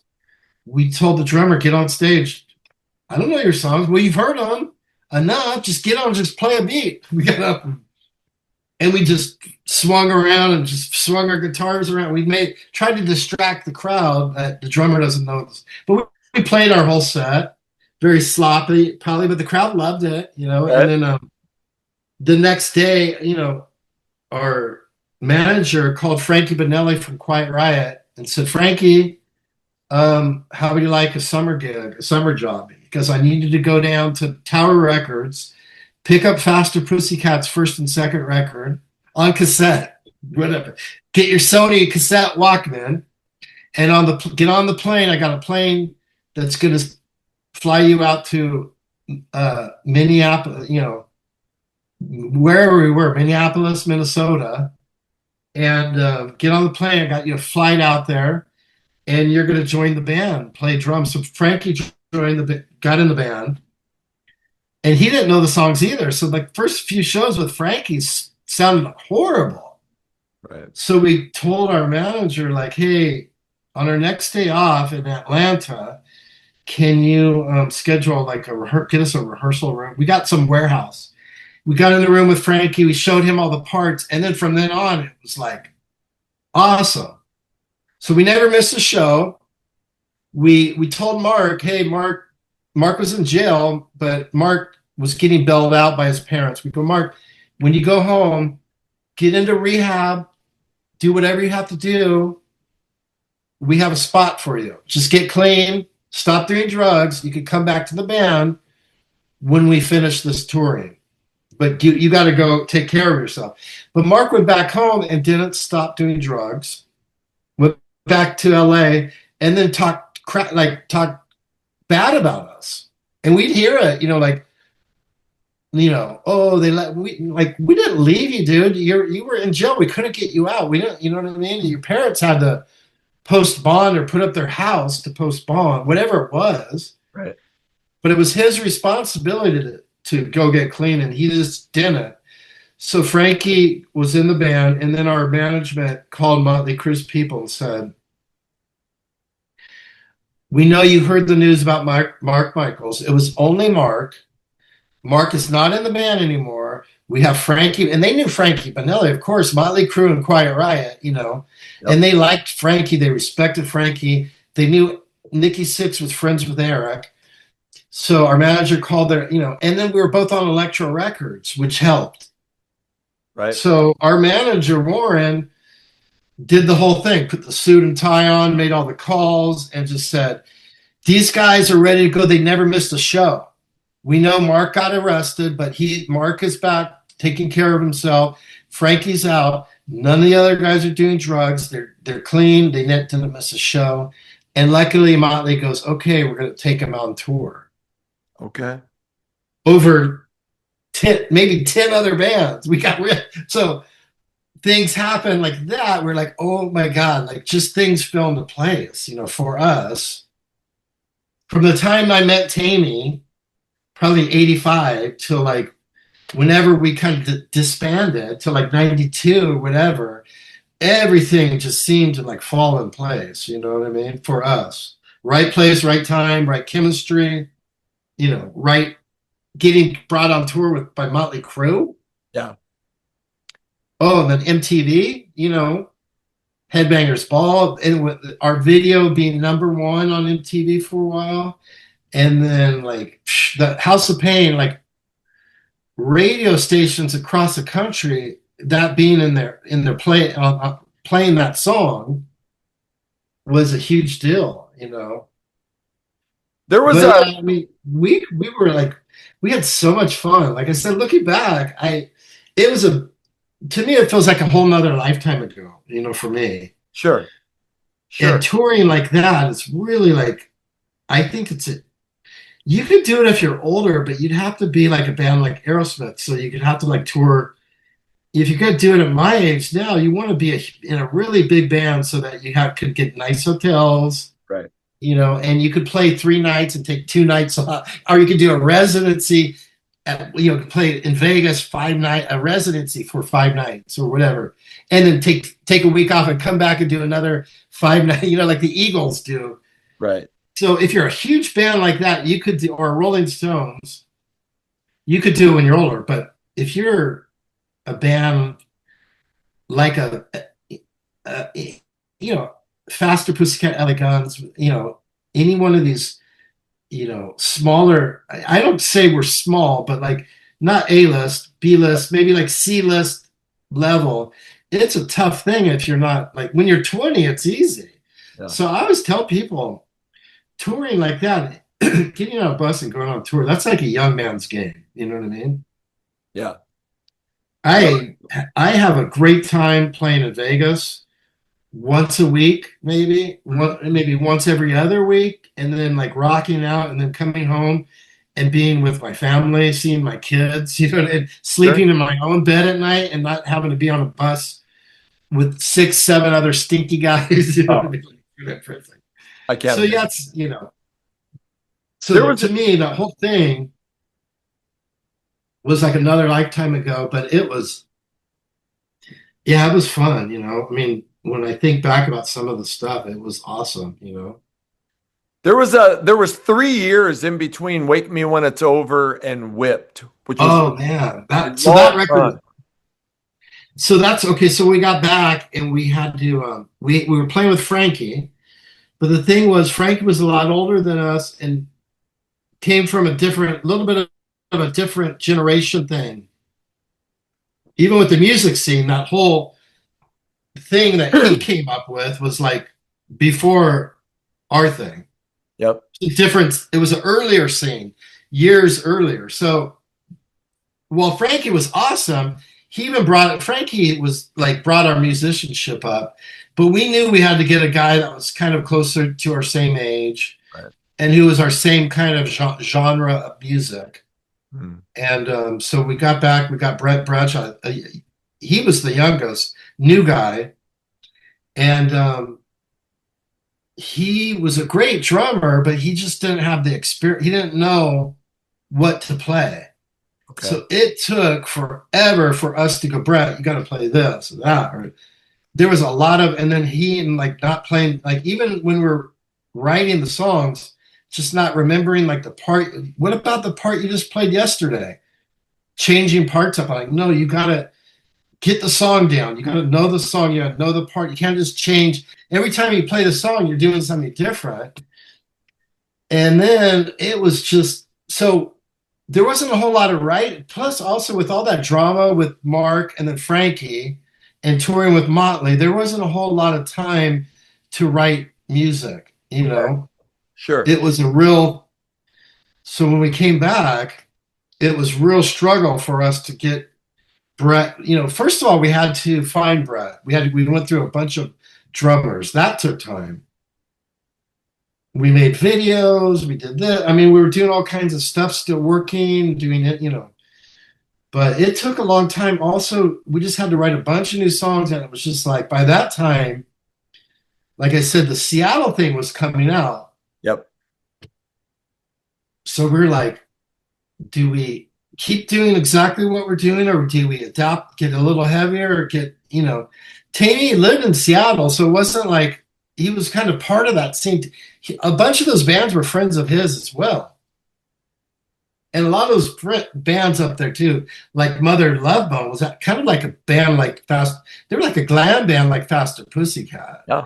And then some of those guys got into Pearl Jam, right? Yep. So, but there was that whole thing going on too, where it was like music was sort of changing. And then on top of that, Tammy was into like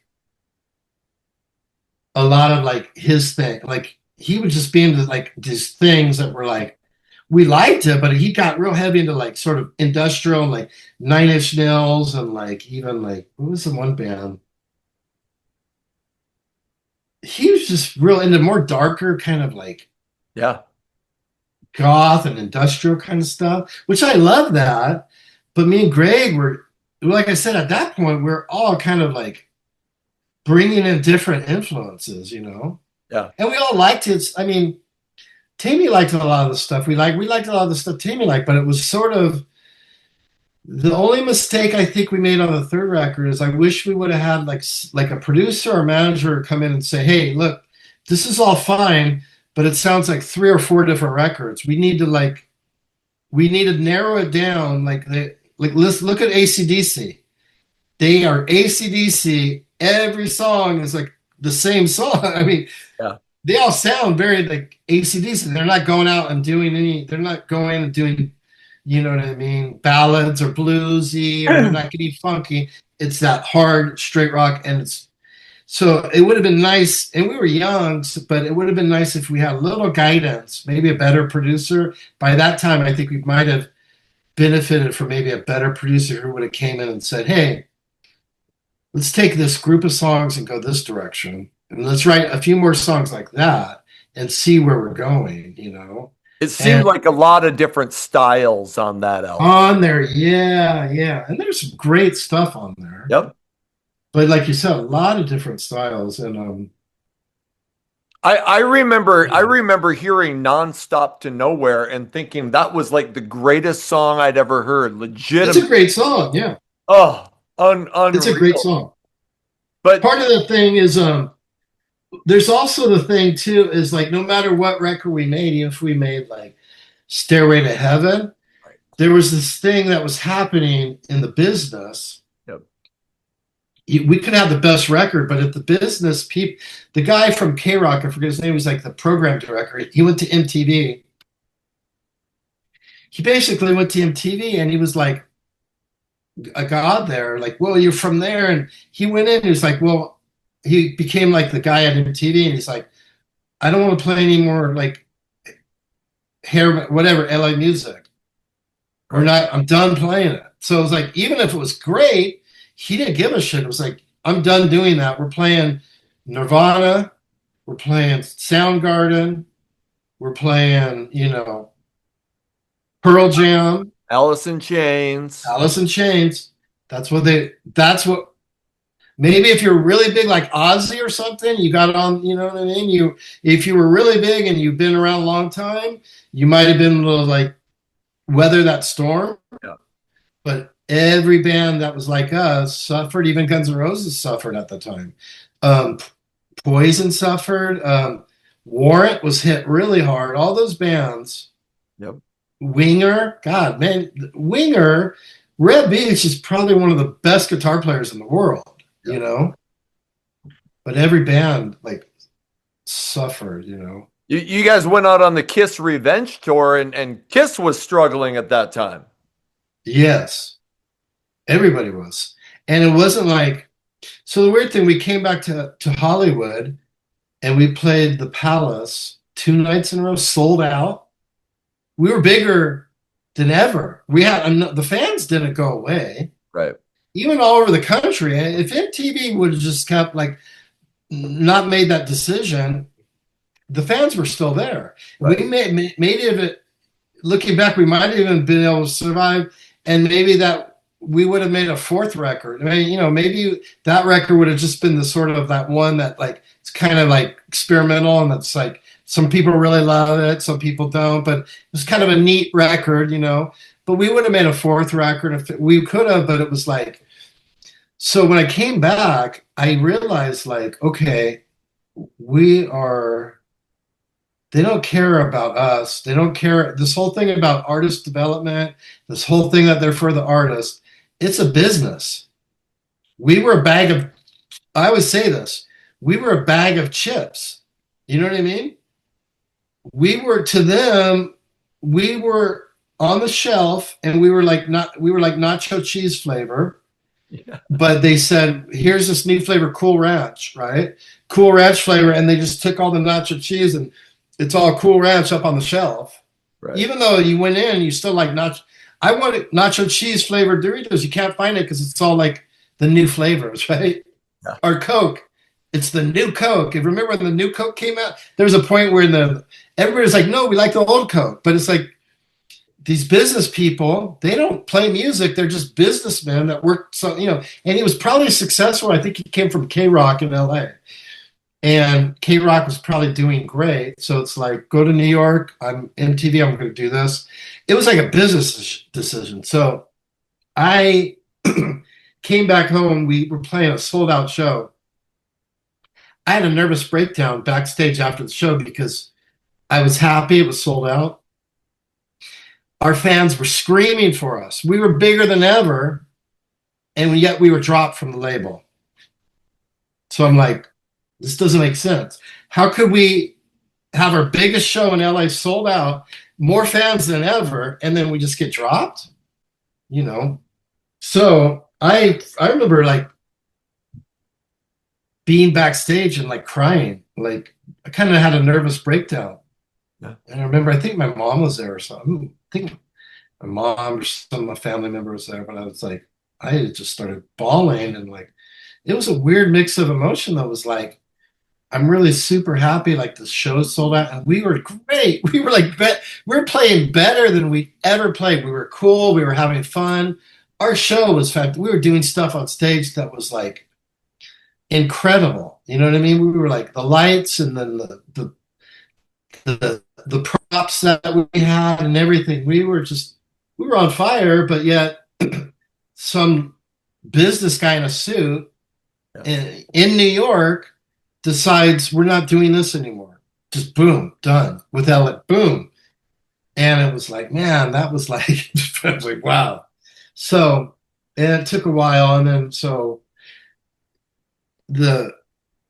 everybody's, were you guys getting along at that time? Like it's harder because the morale, when you're not signed, the morale was down. And our managers kind of saying, well, I could get you guys some money for, hey, he had some deals for it, little deals, but like stuff that we could have lived. I mean, if we were really into it and we were together and a little more mature, we could have like he had like deals like, hey, I got you guys want to do a record in Japan? I could get you guys 30 grand. I mean, he had money and ways, and he put us out on tour. Even after we were dropped, we went out to clubs and we made more money on that tour than we ever made. We went out like on our own, playing clubs.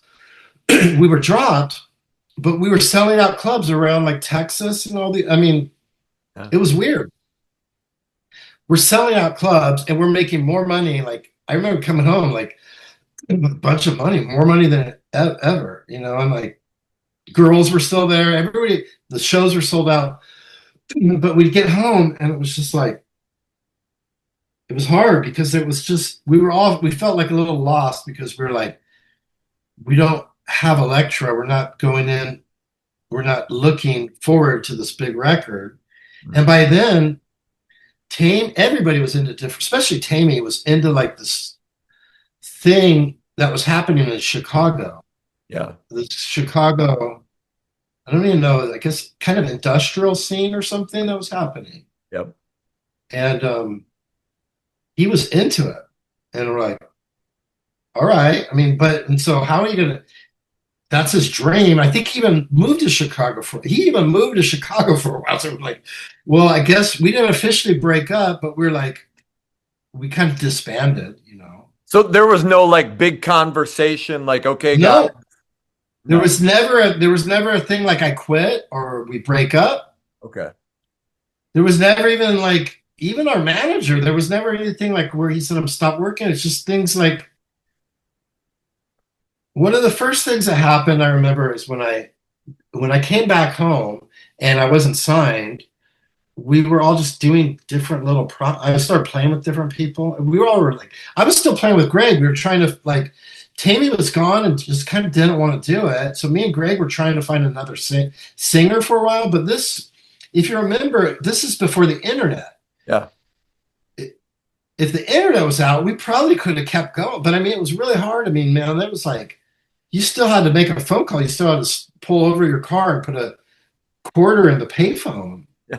You know, I mean, you're lucky if you had a beeper back then. It was like, try to get a hold of Tammy. I was like, wow, where's he at? He's in Chicago. I don't even have his, you know, it was tough. So, but one of the first things I did was like, I had bought with the money I made from Faster, I had bought a house, very modest little house, and nothing real expensive, small, older house in the valley.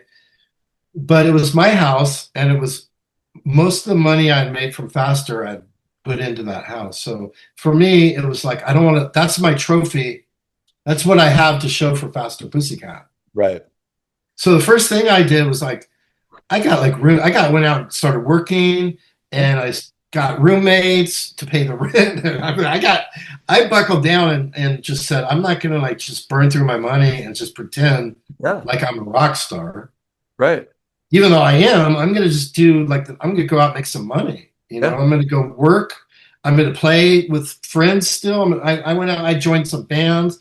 It was actually really fun because now these bands where there was no pressure, you know, a lot of just fun playing clubs with like crazy. I was in a band with 2 Japanese girls at one point, you know. You were in a band called Bubble with Cher from Vixen, right? That was one of those bands in between there. Yeah, that was a great band. Did you guys put out an album? Yeah.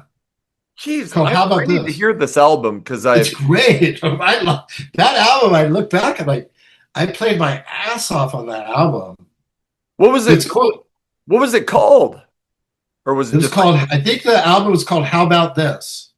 Okay, because I need to, and I didn't know you about might be able to find one on eBay or something. It's like they're kind of rare because it wasn't. It never came out on like a major label. Sure. We just printed them ourselves, but. Yep. That album was cool because by then we were like into like we weren't trying to play like 80s rock metal stuff. Hair metal was like we were trying to do something a little like newer and like a little more modern. I mean, at that time it was more modern, like something like we were listening to like Radiohead or all these other like English bands that were coming out like Blur and Radiohead. Even like there's all these bands in LA too. So we're just trying to be a little different, but it was cool because it was also pretty kind of punky. Yeah. And all that stuff is like right up my alley. I mean, that's what I grew up on. So that for me. So yeah, my playing on that, like I was like, damn, I played pretty good on that record. And I was inspired too because Bam's a monster drummer and Cher is like super talented singer and songwriter and bass player. And she played. Well, in that band, she played some bass on the record, but she played like rhythm guitar. Right. And she played open tuning, which is like a Keith Richards tuning, which is like just cool. That the band that was a real good band. We had a really good time.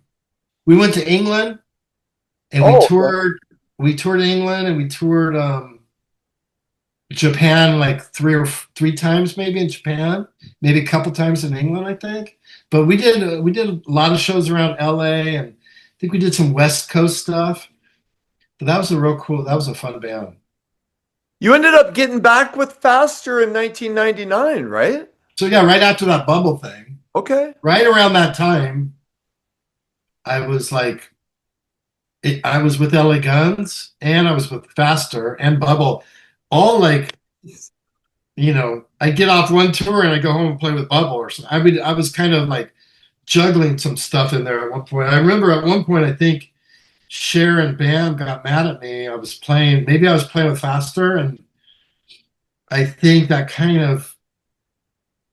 we got a little bit of a argument about it. I think we kind of like, I think they're like, come over and get your shit from my, so I think that kind of ended that a little bit. Okay. But I'm still friends with them now. I mean, it was never really super heavy. I think there was just a little bit of like, I think Bubba was doing very well, and then I put it on hold to go play with Faster. So I can understand how they felt disappointed, and were probably pretty upset about it. Sure.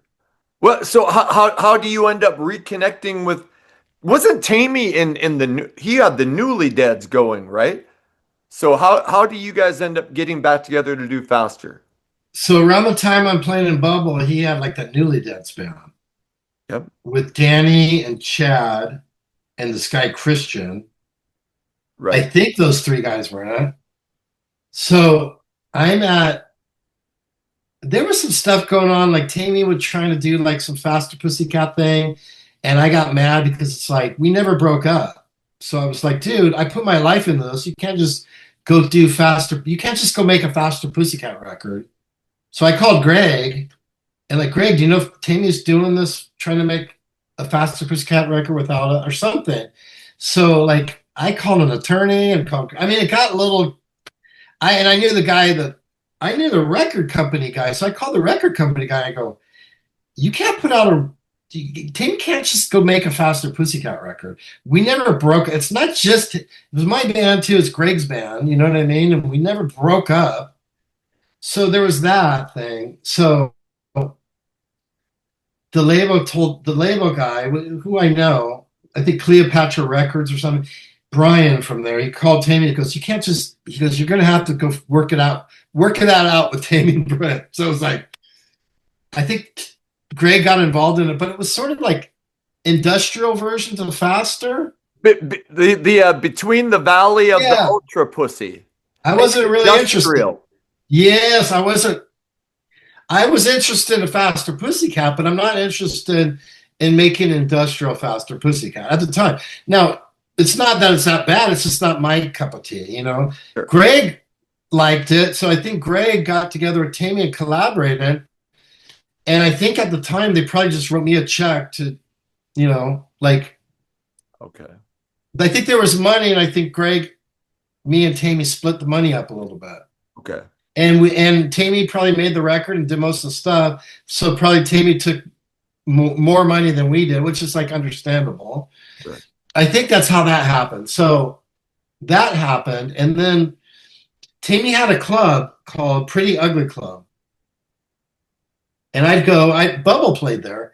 Newly Deads would play there. And it was Tammy's club. He'd be hanging in a booth, like he's the Godfather, like, you know what I mean? He'd like, people come up like kissing the ring. He's like royalty up in his seat, back there. Right. I'd go sit with him and stuff, but it was like his club and it's his kind of scene, and I'd play there with Bubble or some other bands. I'd play with other bands there. It was cool. So I'd hang out and, I'd be out back drinking, and guys were around, Hollywood guys from Newly Deads. And then one guy says to me, oh, you're just mad that Tammy's putting Faster Pussycat back together and like going to go on tour. I'm like hell he is. I go, that ain't happening without me. And so I threw a fit, like I probably called Greg again. I probably called Tammy and threatened him. Go, dude, you can't. So Tammy did something really funny. He was going to put Faster Pussycat together. He was trying to do Newly Deads, and what was happening was Newly Deads was a great band, but it wasn't taking off as much as he would have liked. Right.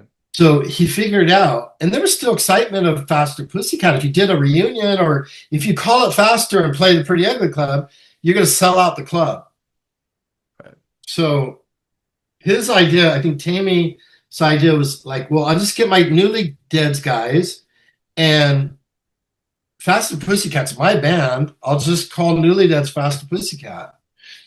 you know, and Tammy is the voice of the band. At this point now, it is his band. Me and Greg, you know, at one point I said, Tammy, take it. This is your, you know what I mean? I still fought over it for a while, but this was fresh. This is back in, like I said, 2000. So,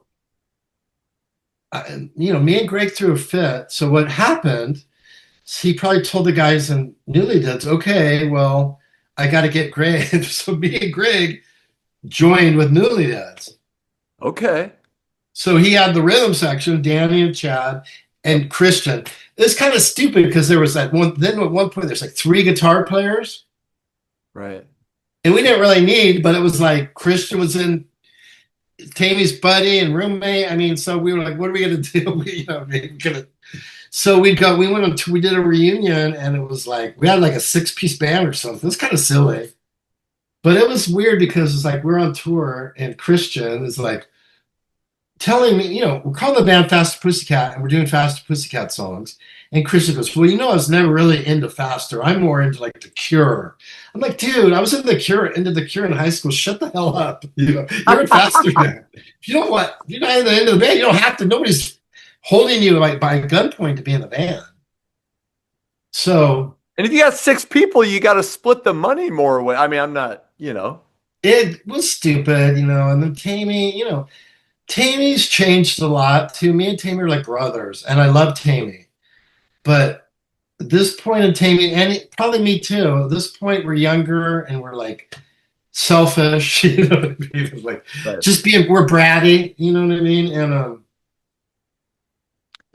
by this time, you know, we made it through all those early years without doing drugs, but by this time there was a lot of like cocaine coming into the picture. Okay. And probably more heavier drinking. And in the early 2000s. Yeah. And stuff like, you know, now we got to like pay rent. So, you know, I mean, a lot more like greediness happening and stuff. Sure. So there was some shit going on the tour that was just like, Greg was like, remembered the hit when we were at our prime, you know, but now we're 2000 and Greg's not happy because it's like the girls aren't like 20 years old anymore. Now they're like 40 with kids, you know what I mean? But anyway, so at some point, Greg kind of had a nervous breakdown and just quit. Okay. I don't blame him. He got fed up with just like a lot of the accounting and the money was just like weird. And then it's like, you know, Tammy, you know, not, you know, we don't have a tour manager or accountant, the manager.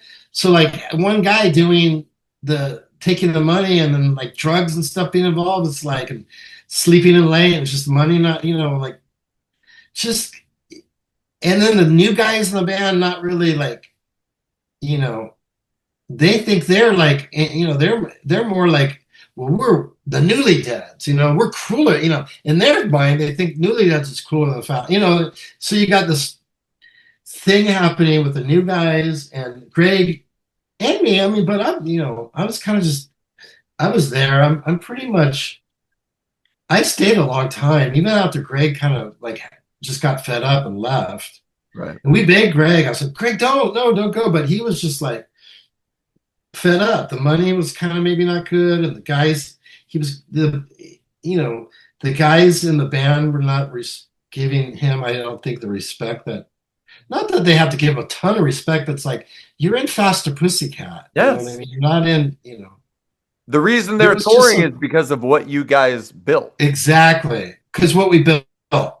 So that happened. So then it was like, we had Christian there, so we weren't like, but then we were touring with LA Guns, and the Tracy Guns got in and was playing like guest guitar with us. And I kept going. But like I said, Tammy's changed a lot. He's been clean and sober for years, and I've been clean and sober for years. So we talk now, and we're like brothers, and we're friends. I'm really glad.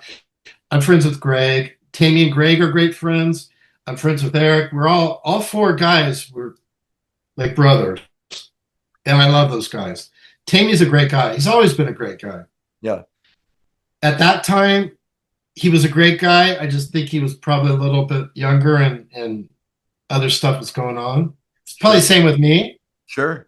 So there was a lot of like us, me getting mad, and him getting mad at me, or just like. And then at one point, I came home. I think I got cancer, and I never quit the band either. But I think they just like I was doing other stuff in Vegas. I was playing, and I was doing real estate. And then I got sick, and then I got real mad because I didn't feel like they kind of contacted me or when I got sick with cancer. There's a lot of like weird stuff going on, but a lot of like egos and hurt feelings, just like stuff like that. So at one point they just kind of started touring without me, and I was really hurt, and then I was real mad, and then I started. That's why I kind of went, well, F them. I started my own version of Faster in 2007, right? Yeah, Yeah. Because I probably played with Faster to 2003 or 4, and then it got to the point where it's like, these guys are touring without me. It's my band as much as at that point it was my band as much as it was Tammy's. But then I did it, and it's just I realized when I did it on my own with my version of Faster, it's tough work. Like I said, it's a young man's game. I wasn't having even the original guys like Eric. I had Eric and Brett Bradshaw. Yeah. And they were a mess on tour. They were drinking from morning till like night. They were like sleeping. I couldn't get. We were trying to move to a different city. They'd be passed out in the hotel. And I had to throw one. I mean, it was just every day with those two guys. So I was like tour managing, and I'm like, this is not fun. It's like right. babysitting these guys who are out of their mind.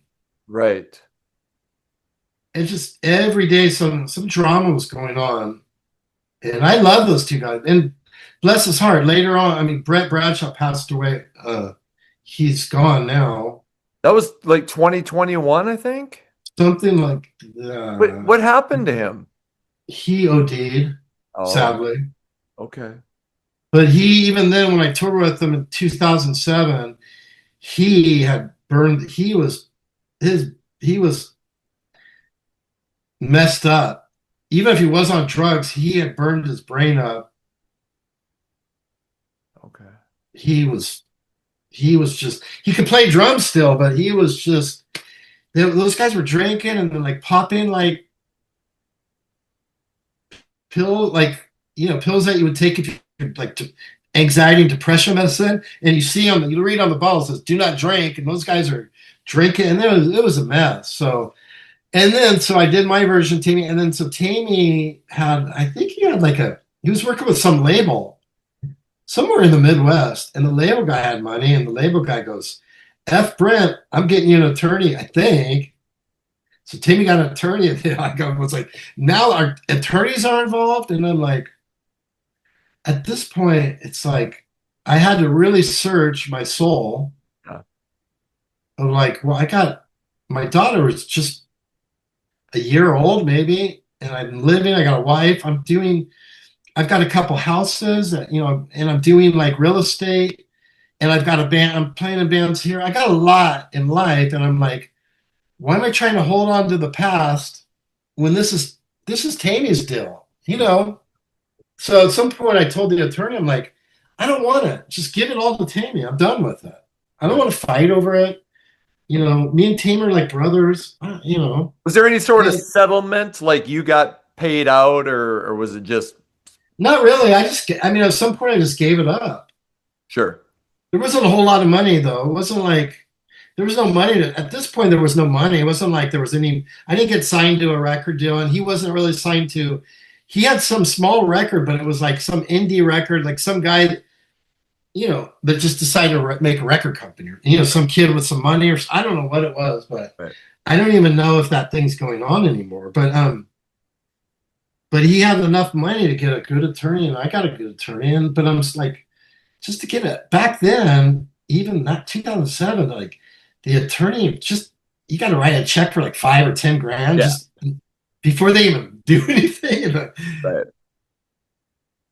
How did But anyways, I had to like search my soul and go,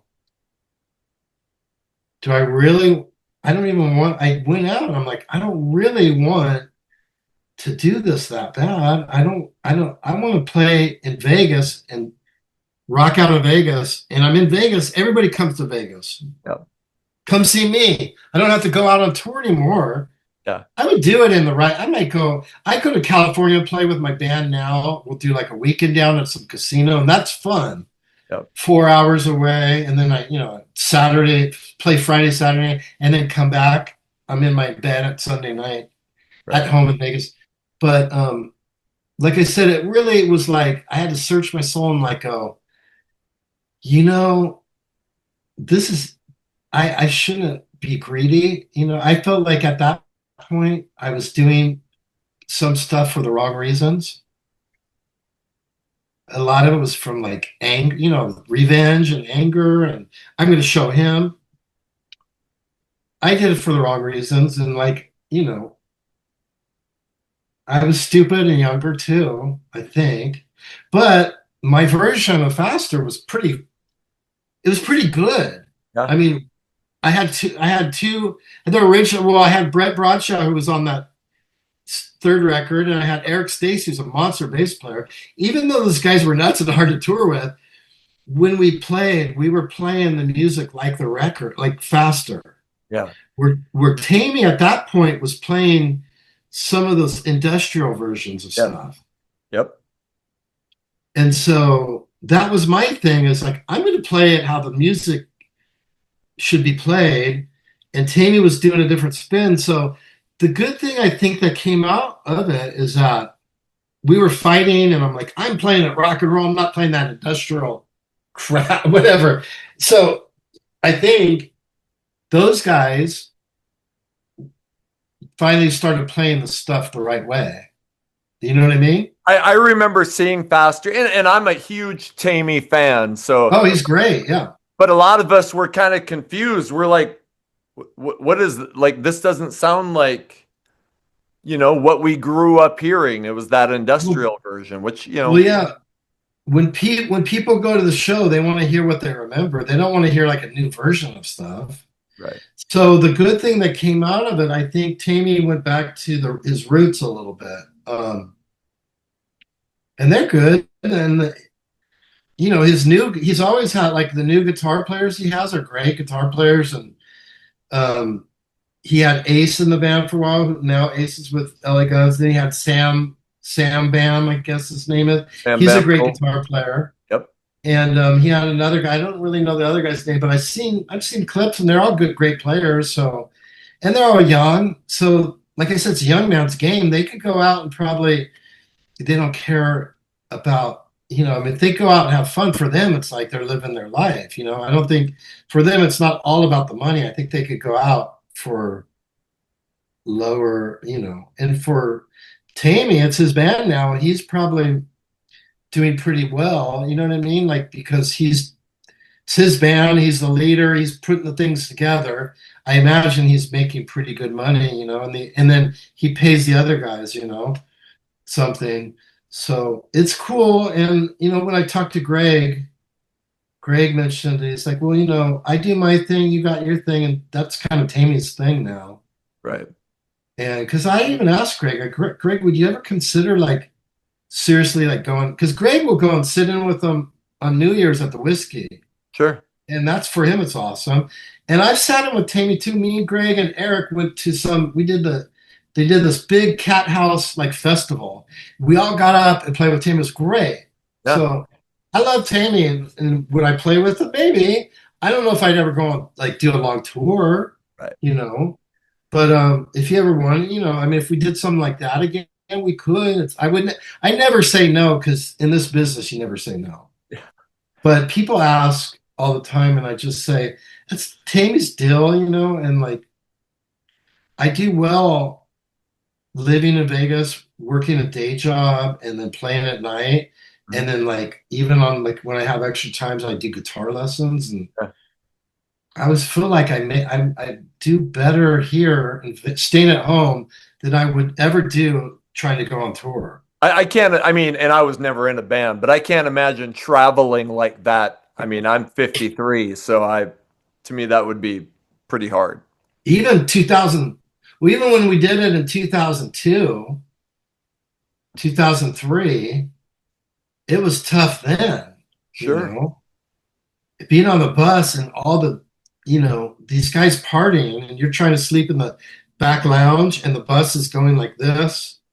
Right. It was tough, I'd love But to hear about, I'd love to hear about the LA Guns. Like how did that offer come? okay, so that downtime when Tammy had his like Pretty Ugly Club, we were disbanded. Tammy had Newly Dads, and I was playing in 3 or 4 different bands, like different bands. I was playing in this band called the Fizzy Bangers at one point, but I was playing. Then I had a band called Manic 50 where I had 2 Japanese girls in the band and white guy drummers. It was like 2 white guys and 2 Japanese. That was a really fun band. But I'm trying to think. So I'm out on a date at some Irish pub on Hollywood Boulevard, and I'm on a date with this girl. She's this pretty girl, and I'm sitting with her. She's a rocker chick. She, of course, for me, even when like Faster was over, it was still great because I was still fresh enough where everybody would like, oh, Fast, you're still Brent Muscat from Faster Pussycat, Yep. So I'm sitting there at this like Irish pub with her, and I was just joking. I look over and I see this guy, and it looks like Phil Lewis with like short hair. And I tell the girl, I go, hey, look, and I was teasing her. I didn't really think it was really Phil Lewis, but I told this girl, I go, hey, look, there's Phil Lewis from LA Guns over there at the table. And she got all excited because, of course, she's like a rocker chick, Yep. She's like, oh, that's Phil. And then he sees us staring at him, and then he comes over. Oh, hello. And he's got the English accent. Oh, hello, mate. And I go, Phil. And it was really him. So and of course, I'm with a pretty girl. So, of course, Phil's coming over and like seeing what's going on with the pretty girl. Right. And I go, yeah, Brent Muscat. And, oh, Brent, yeah, Brent Muscat, Faster Pussycat, how you doing, mate? He's nice. He's like, and what are you doing? And like at the time, I was like working. I'm playing in bands at night, but I was working as like in the movie industry, making music videos and commercials and small movies and stuff. I was in like the camera department, like a camera assistant, and he was doing the same thing. He was working in some production office, like down in Hollywood at the time. There was a lot of Hollywood movie stuff, provide a lot of jobs. So he was doing something too in some kind of post-production facility. I'm like, oh, you're working in the movie industry too? Cool, right on. And he's like, yeah. I go, I'm playing. And he goes, oh, I'm playing too. He had a band, I think, called the Liberators. Maybe, I don't even know if it was called the Liberators yet, but he basically said, I got a band, and would you like to come out and jam with us? So I'm like, hell yeah. So I got together with him, with his band, and I just learned 1 or 2 songs. And then it was like, well, learn a couple more. And then it was like, okay. The next time I came out, I learned like 3 or 4 or 5. And then the next thing I know, it's like I'm learning 6. And the next thing I'm going to every rehearsal. And then pretty soon, me and him, we got this band together. And he's like, it's a Liberate. We called it the Liberators. Mm-hmm. So I'm in a band with Phil Lewis at that time. And we toured, around LA area, and we'd go out like to suburb, 3 hours away. We go up to like, we played Vegas, and we're making little records and stuff. I think we had a Japanese record deal too. We made a record. And so we're doing pretty good. We were doing really well, and actually people were coming to our shows and stuff. And then LA Guns did a reunion, but I was kind of mad because he didn't really tell me. It's just all of a sudden, it's just like, I'm done with you guys. I'm like, what? We're doing so well, like, right. And he knew. He could have told me, but I could get him to Phil. I made the mistake of doing some interview recently, and I talked some crap about him. So I'm going to try to be real careful. Don't, like my mom said, if you don't have anything good to say, don't say it at all. Anyway, so I was playing with Phil, and he got into LA Guns and didn't really, just kind of sprung it on us. Didn't want. He had been rehearsing with them. They were planning it, so he did. He could have told us, but anyways, I was just kind of bummed out. I'm like, whatever. So he started playing with LA Guns.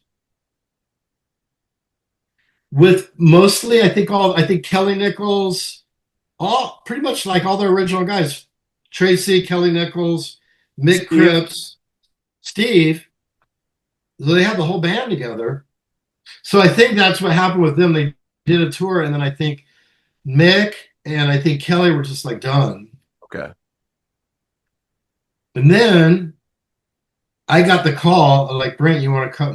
It was pretty obvious, like, well, I've been playing with Brent. Brent's from Faster. He's got a name, Yep. And at the time, I still got all the rock clothes, and I got the looks, you know what I mean? Yep. I'm skinny and long hair. So I went in and played with Tracy and went into a rehearsal with them, and I fit right in, man. I was like, rhythm's easy. You got Tracy Guns there.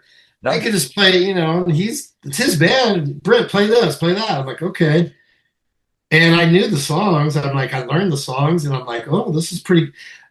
For me, LA Guns, when I was Faster, they were kind of a rival band. Sure. And I didn't really appreciate LA Guns as much as I did until I learned their stuff, Yeah. Anyways, I got to be in the band with Tracy, Phil, and Steve, and we got I think the first bass player was a guy named Muddy.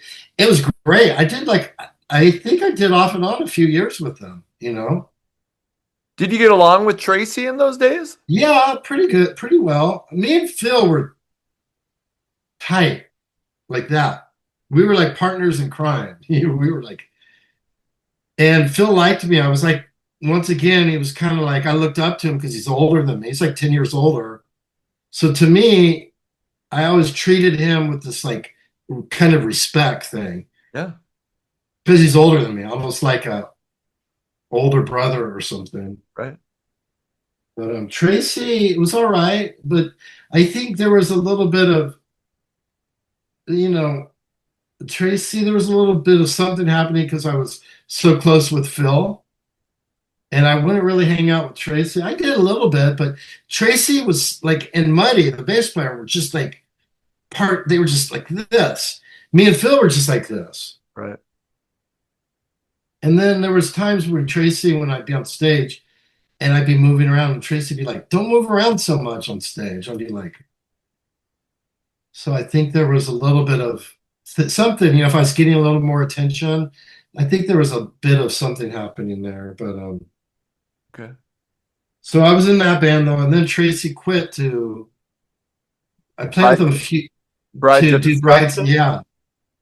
So I kept playing with Phil and Steve, and then I got my buddy Kara Kelly in the band, who's an awesome guitar player, and then I don't know, stuff. It was weird. So stuff was just happening, like those bands at that time, it just like stuff would just happen. Like things would happen like, well, we got this money, but we don't split it 5 ways. So let's just, you know what I mean? Let's just tour with these 4 guys. I mean, just weird, a lot of like politics and stuff just going different ways, And I think there was a point where I was still in Faster at that time.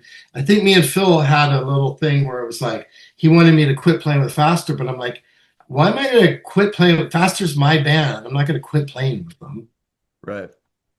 And I wasn't getting, by this time I'd been with LA Guns for a few years. And like, as I said in like another interview I did, there was some disagreements about like, he was making a record and like the money that I was promised and the amount of songs I was promised kept getting less and less. The songs were getting less and less, and the money was getting less and less. And it kept going, where at some point I'm like, you have to stick up for yourself and go, no, I'm not going to just go play with, and then he wanted to get all these other friends of his to play on the record. I'm like, I want to be the guitar player on the record. I don't want to play with all these guys that nobody knows who they are.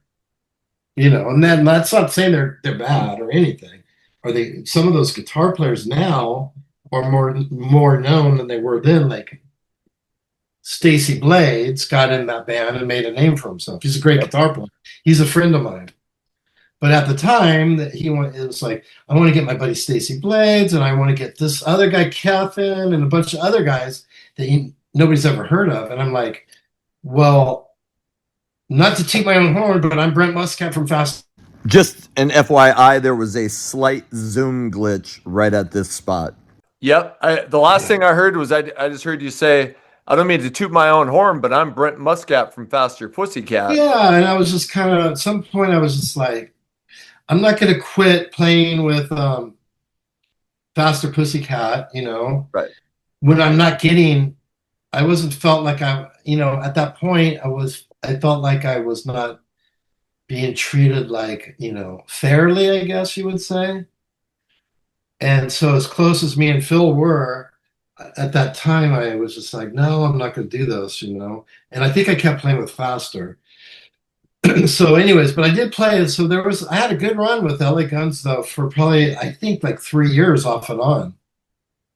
And I'm not trying to dig for dirt, but you did say that look at the amount of people that has been in and out of LA Guns, and you kind of just made the point that Phil would do anything to save a few bucks, and that the money issues caused a lot of your problems with that band. Yeah, but I mentioned that, and then it came out so I did an interview, and then it came out, and it's like, and then Stevie Rachelle only takes that little part of the interview, puts it on Metal Sludge, and I'm like, that's not fair, So it makes me look like I'm bitter, or which now it's old news, and it's old news, man. This is like over 20 years ago. Yeah. But what happens is I say something, I talked about a lot of stuff, but then Stevie Rachelle takes the one bit where I say something kind of like not so nice about Phil, and then puts that up on Metal Sludge, right, where it's like, I didn't mean it that I didn't, I like LA Guns. Phil Lewis is talented, right? Yep. This was old stuff, so I even put something on my page like, this is old news, and these are old personal feelings, that I was just sharing with somebody. It's nothing new. This is old news. I don't hold any grudges now. I don't care. I could look back and laugh at all that stuff now. You know what I mean? And this is not to say that LA Guns is a bad band or anything, or even that Phil, I don't know how he is. I haven't talked to him for a while. Like I said, I wrote something that said, I hope he treats his new band members great. I just know with me, it was old hurt feelings, that I shared in an interview, and it comes out. I'm like, I got to learn to keep my mouth shut. You know what I mean? I can relate.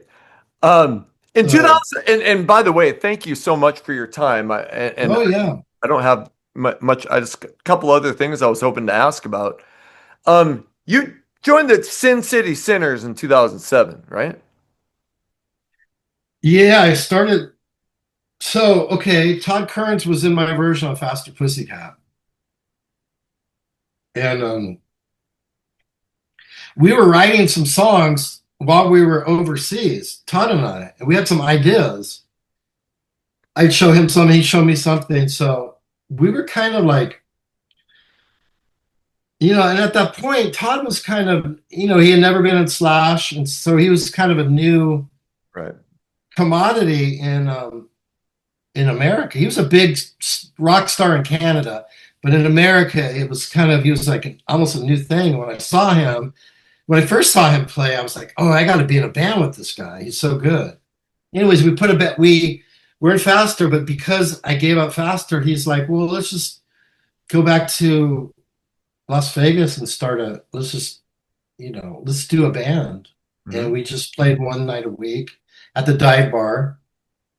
And we started in 2007. That caught on big because we started getting in special guests and stuff. That was like our gimmick. We'd always have every week we're learning new songs. And we started off with just our friends in town that we know, like Jizzy Pearl, who played in Rat and who plays in Quiet Riot now, and Love Hate. We get someone like that, or we get guys that are a lot of guys, you know, or even Phil Lewis. Hey, Phil, come down and we'll do a few LA Gun songs, or and then we started getting bigger guys. You know, we get somebody like fly in Chris Holmes from Wasp, or we had like Jeff LaBar from Cinderella before he passed away. And we just would get like a new guest, and so we kind of, it was great because we would do covers, then we would do our guest songs, and then we'd slip in a few originals.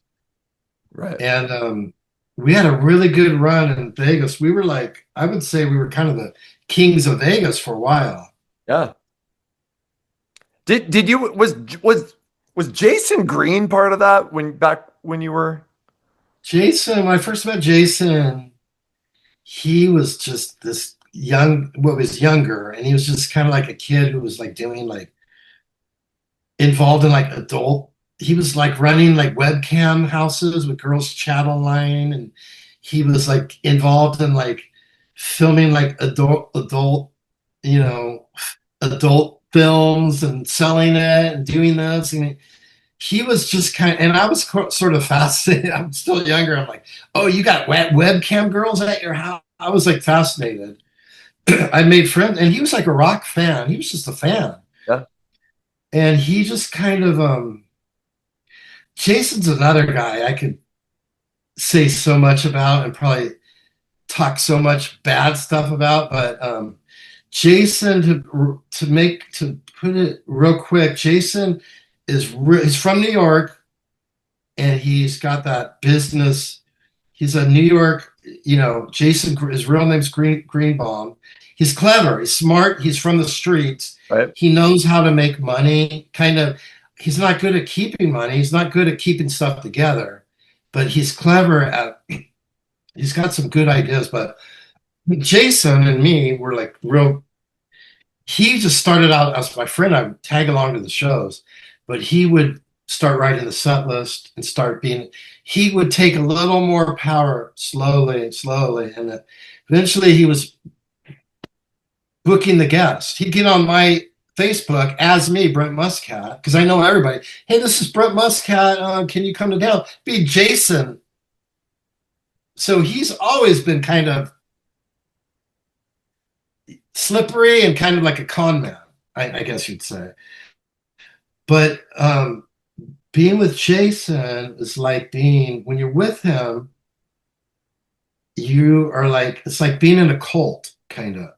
So you got a cult leader, not a good one, not a great one, but enough that he can con a bunch of people.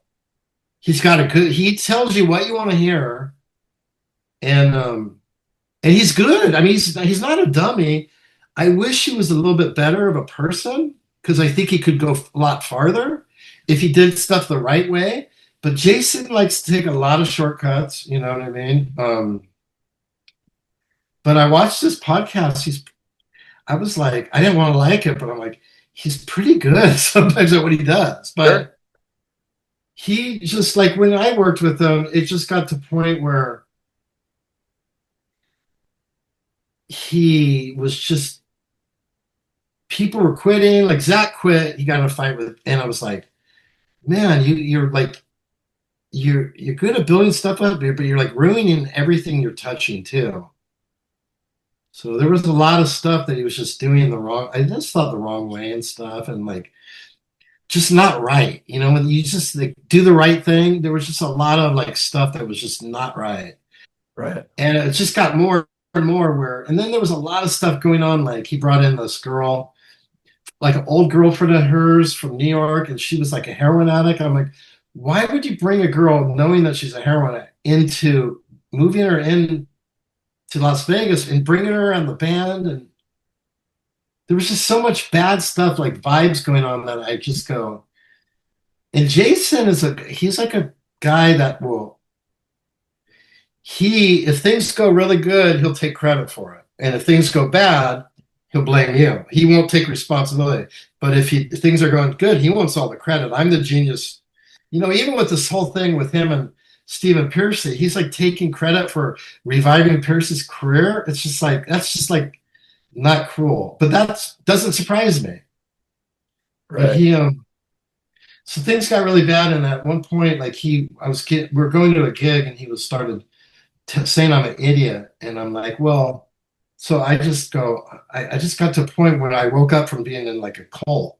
And I go, I'm not gonna, I just fought back for like, I'm not gonna let this guy call me an idiot and like verbally abuse me or gaslight me. So I remember fighting back with him and he called me an idiot. And so I just started going, okay, let's go down the line. Let's just compare our lives. I own a house. I'm married. I got a kid. You have a heroin addict girlfriend. You're getting evicted from your apartment. You know, I pay my taxes. You don't pay your tax. I just started going, and so I was fighting back with him. And he got to the point where, like, and then at one point I go, you know, you're the worst. I go, and we got in a fight. Now, I don't know. Maybe he's changed. I don't know. And I'm not saying he's horrible. I had my thing. I'm sure I had my things too. But we basically, I just was giving it back to him, and I go, and then he got to a point where, like, I just was going, and I wasn't cussing, but I was just logic. I'm going, listen, you want to call me an idiot? I'm driving, I got a driver's license. I'm driving you in my car. You don't have a driver's license. My personal experience is that I just had fed up, and I just felt like he wasn't doing stuff the right way. And maybe he felt like I wasn't doing stuff the right way. I don't really even know what he did with Rat, so I don't know what happened with him. So all this is just personal opinion coming from me, but I basically just remember saying all this stuff to him because he was being mean to me, and I just go, I'm not going to take it anymore. And then when I stuck up for myself verbally, he basically resorted, because I'm going to punch you. And we're walking into a gig in the Hard Rock when it's casino, and I'm like, I'm not going to be with some. He can't argue anymore, so he's resorting to like threaten me, and I just go, I'm done. I had to quit. This was my band. I quit. I told the guys, I'm not going to be work with him anymore. I was just tired of it. I just felt like so much shit was going downhill, you know. And I'm like, F you guys, I'm not playing with you guys. Go. And I'm like, do it without me. See how you will. And I think once I quit the band, and there were some good guys in the band, but I just didn't think like I told him, like, I don't think you're managing the band good. I'm done, you know, and I'm not going to fight with you, because he was just going to get nasty, you know, even with the Piercy thing. I mean, he's got his platform. He can say whatever he wants, and he's got, you know, and Jason's really good. He's not a dummy. Right. He's pretty clever. He knows how to talk to people. He knows how to interview people. Even when I watch his stuff, I'm like, you know, I don't want to work. I'm like, but he's pretty good at what he does. I'm like, wow. But like I said, I wish Jason was a better, more genuine and more upright and honest, you know, with all the stuff. I think there was a lot. I mean, I don't know, but I believe there's a lot of that stuff happened with some of the bands he worked with, you know. Yeah. But I wish him luck, you know. I just, at that point, I was like, I am like done, because I just felt like this person is not going to be good for my life, you know. Like, I just felt like, you know, something bad's going to happen. And then so after I left the band, he had like, and I really disagreed with having that girl around, but I think there was a lot of reasons, you know. But you know, she ended up ODing like after I was out of the, after like a year out after I was out of the band, and I just thought, I'm so glad I got away from it. It's very dark, you know. She died? Yeah, like a whole drug thing. So, Oh, you know, okay. in Wow. my opinion, I think, you know, if you love someone, you should try to keep them off drugs. You know what I mean? But like I said, there was just a lot of like, I feel like I wasn't there in the house, so I don't know totally everything. But I was really happy I was away from that situation. Right. And I just was like, you know, there was just a lot of, like I said, I could go into it, but I'm not going to go into a lot of the stuff, you know. Sure. I'm just gonna, if I don't have something good to say, I'm gonna keep my mouth shut. But the main thing with Jason is he's not dumb. he's got some talent, and he, like I said, he's real good at, like, he's got this New York thing, and I think it's like and I think, and I guess, like I said, he's good enough that he's like, he could talk his way into these situations of like managing people. Yeah. And and he could talk his way. Obviously, he gets his guests on his show too. Yeah. But and he's funny too. Some of the stuff he says, the way he does it, like, I was laughing. He can be funny, and me and him were best friends. You know what I mean? He really got me. He like, I don't know. I felt like I was seduced, by him. He came back like stage, and I was in a band. I didn't know this guy, but he told, he's just really knows how to, talk to people, and he knows how to get in. So he definitely has some talent. There's other stuff, like even after I was out of the band, so many things I heard, I was just like, I'm just glad I'm away from that, Right. And all the guys in Sinners, we're all friends. Every one of us, like me, Todd, and Zach throw and play together the other night. Doc Ellis from the Sinners plays with me. We are all friends, and like, we don't work with him anymore. So it kind of tells you something. I mean, that should say something, You mentioned that you had a cancer scare, like. Yeah, I had a tongue cancer where they had to cut off a quarter of my tongue. Yeah. And then I don't know if you could see here, but there's a scar from here. Okay. There. They had to cut my neck open, and wow. That was 2005. That's been a while. But that was that time where I felt like that was the thing when I was with Faster, and then I was upset because I felt like those guys should have like checked in on me or called me, or even if they went on tour, hey Brent, are you okay enough to tour? But I think it was just like, I guess that stuff happens, But yeah, that's that time, 2005. And I couldn't talk for like 3 months. And then when I started talking, I was talking like this with a list. So Right. I had to practice tongue twisters. So I looked up she sells seashells by the seashore. But I was like, she sells seashells by the seashore. And I was like, I had to practice to talk again. Oh. And I was practicing, and then all of a sudden it came back for like a minute. And then if I had a beer or if I got tired, I would start slurring again. Right. Even to this day, though, sometimes if I'm singing or if I'm talking, sometimes it's hard because I'm missing part of the tongue on the side over here. But that surgery cleared it up, and everything was good after Yeah, that. luckily, luckily, I didn't have to do chemo or anything. I just had to cut part of the tongue out. Yeah. But yeah, that was crazy. That was 2005. You mentioned that you talked to Tammy, you talked to Craig. What is Eric doing now? And you had mentioned he had been struggling kind of with addiction, maybe issues, but how's he doing now? He's doing good, I think. He's a few years older than me, so, and I haven't seen him for like, I went to visit him at his house the other day, and so I was happy because I'm like, it's hard to get a hold of Eric, or especially I could get a hold of him, but like to get him to meet up with me or come out anywhere. I've been trying to get him out and play some songs with me, but he's just like, he's always got something going on. I don't look just perfect or something. I hurt my leg. Eric's I love Eric, but he's a funny guy. There's always something going on. Like, he's got something, some skin cancer that he doesn't want to show us. I'm going to put a Band-Aid over it, or he's got a leg. He fell off something and his leg's cut up. And I can't stand, or he's like, or just saying, I love Eric though, but he like called me up the other day. You want to come over? I'm like, I'm there. Cause I haven't seen him forever. I'm like, I got to take this chance. Anyways, he lived in Vegas for a while. Then he moved to Texas, and then he came back to Vegas, and he's been back in Vegas probably for a year or two. Okay. But like I said, it's hard to see him. And he lives way on the south side. But when he told me to come over, he lived in a gated community. Whenever it's got a really nice house and stuff. But it was fun. We put on the first record and we're jamming together.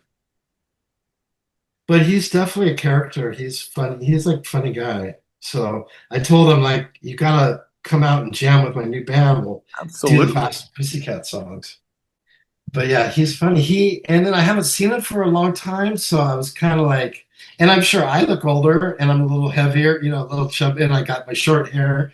So, but I hadn't seen him forever, so I was kind of like, whoa, he kind of looked different. Like, he looked a little older because I haven't seen him for a long time. Sure.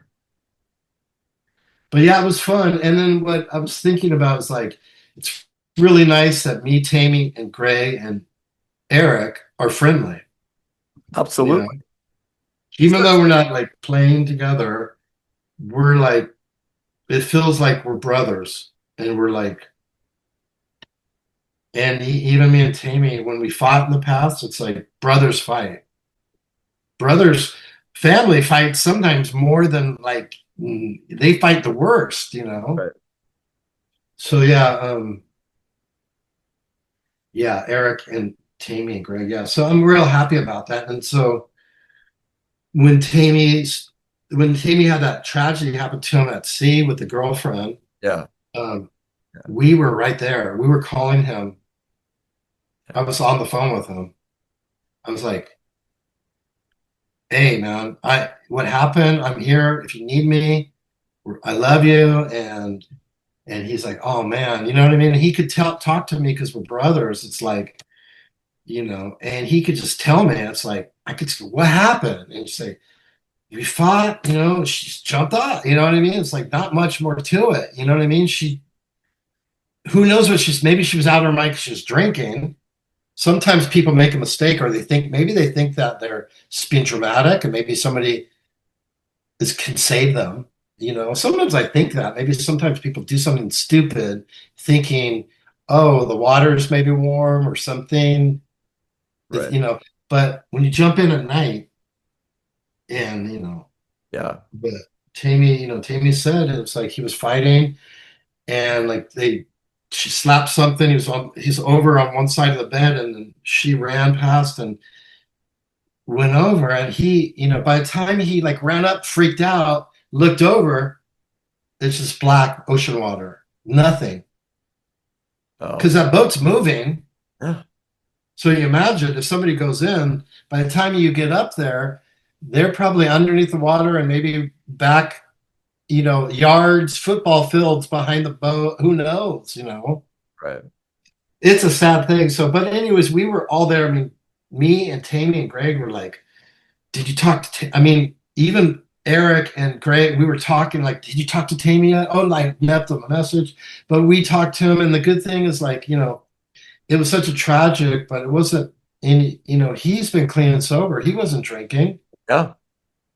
And he was just he was there working and trying to do a job. And I think, sometimes the girlfriends come along, and I know just from even my band guys now, sometimes they think it's all fun and games and they're the center of it. You forget your boyfriend or your fiance or your husband, they're at work. You know what I mean? Right. So it's a tragedy, but like I said, I'm glad we were there for him. And I knew Tammy's a good guy. So like when people tried to say anything, like tried to even question that maybe he had something to do, I go, "No, I know Tammy." Right. Even my wife knew Tammy. She came out on tour. She knows Tammy. She's a really good judge of character. She's right away. Tammy's a nice guy.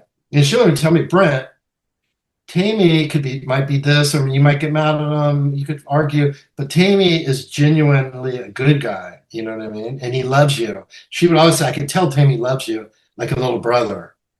Right. And I'm like, "Yeah, you're right."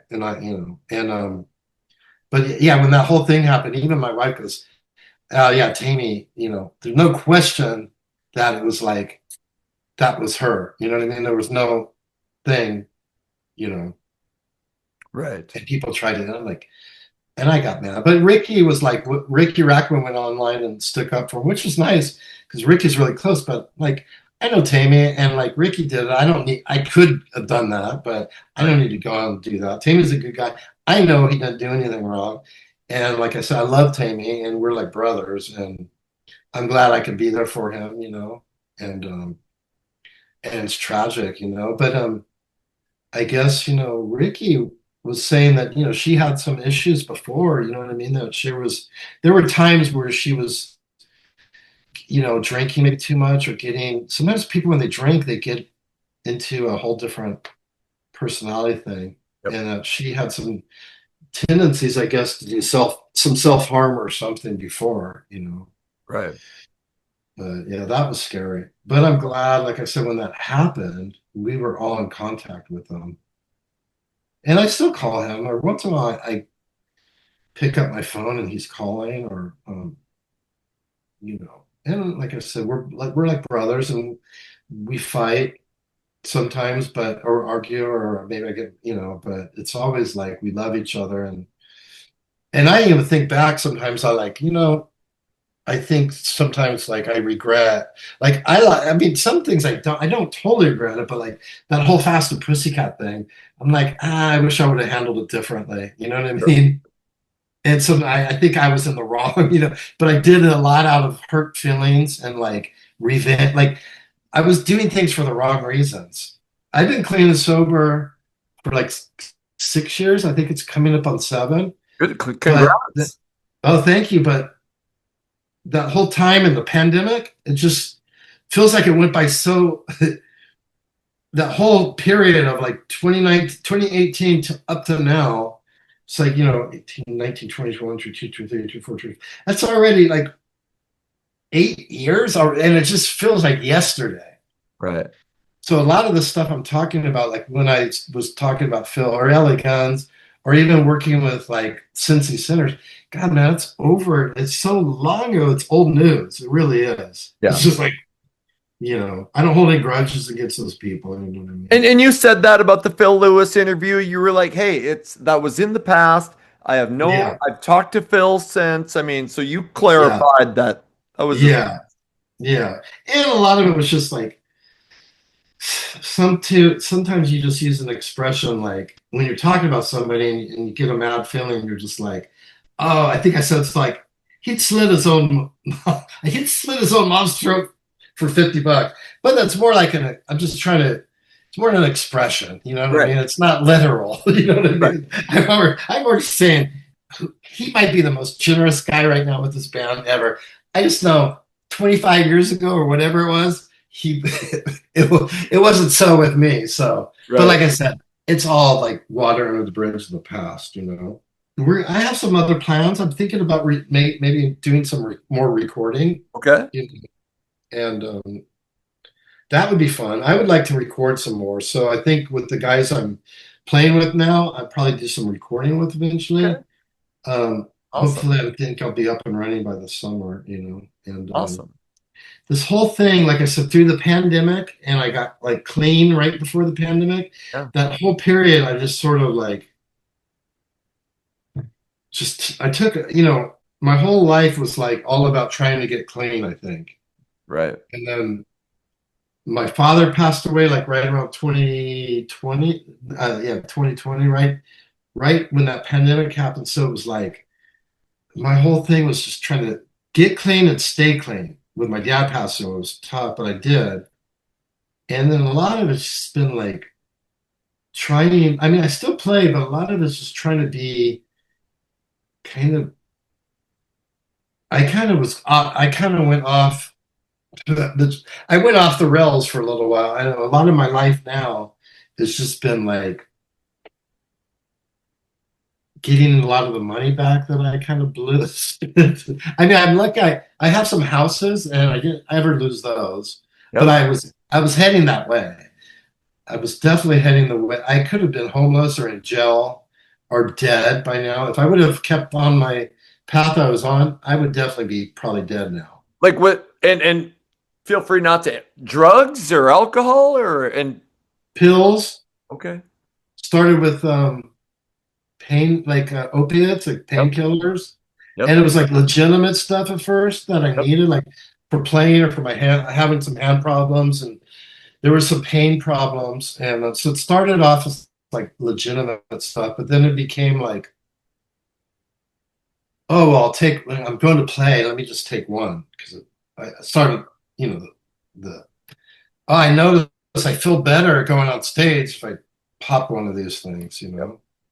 Yep. And then it became like two. Then it became like, you know, going through like somebody else's you know, like my wife had it, and then why is my jar of like pain medicine gone? You know, and then it becomes like, well, you go to the doctor and you tell them, Yeah. you know what I mean? You get a prescription, then it becomes a prescription every month, like a 30-day prescription. And then it becomes like, and it's a very slow thing. And you're like, you don't think it's like, it sneaks up on you. Yeah. And the whole time you don't really, it started off as just fun and recreational, but then it starts becoming like the 30-day prescription, you go through it in 10 days. And then it becomes like 5 days. And then, you know, towards the end, I could go through a 30-day prescription in like 3 days. And then it's like, then you go buy it from someone. Yeah.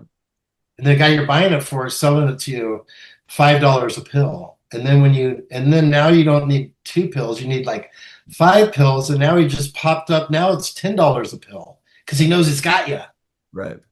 And then it's $20 a pill. And now you need 10 pills at $20. It's like $200, right?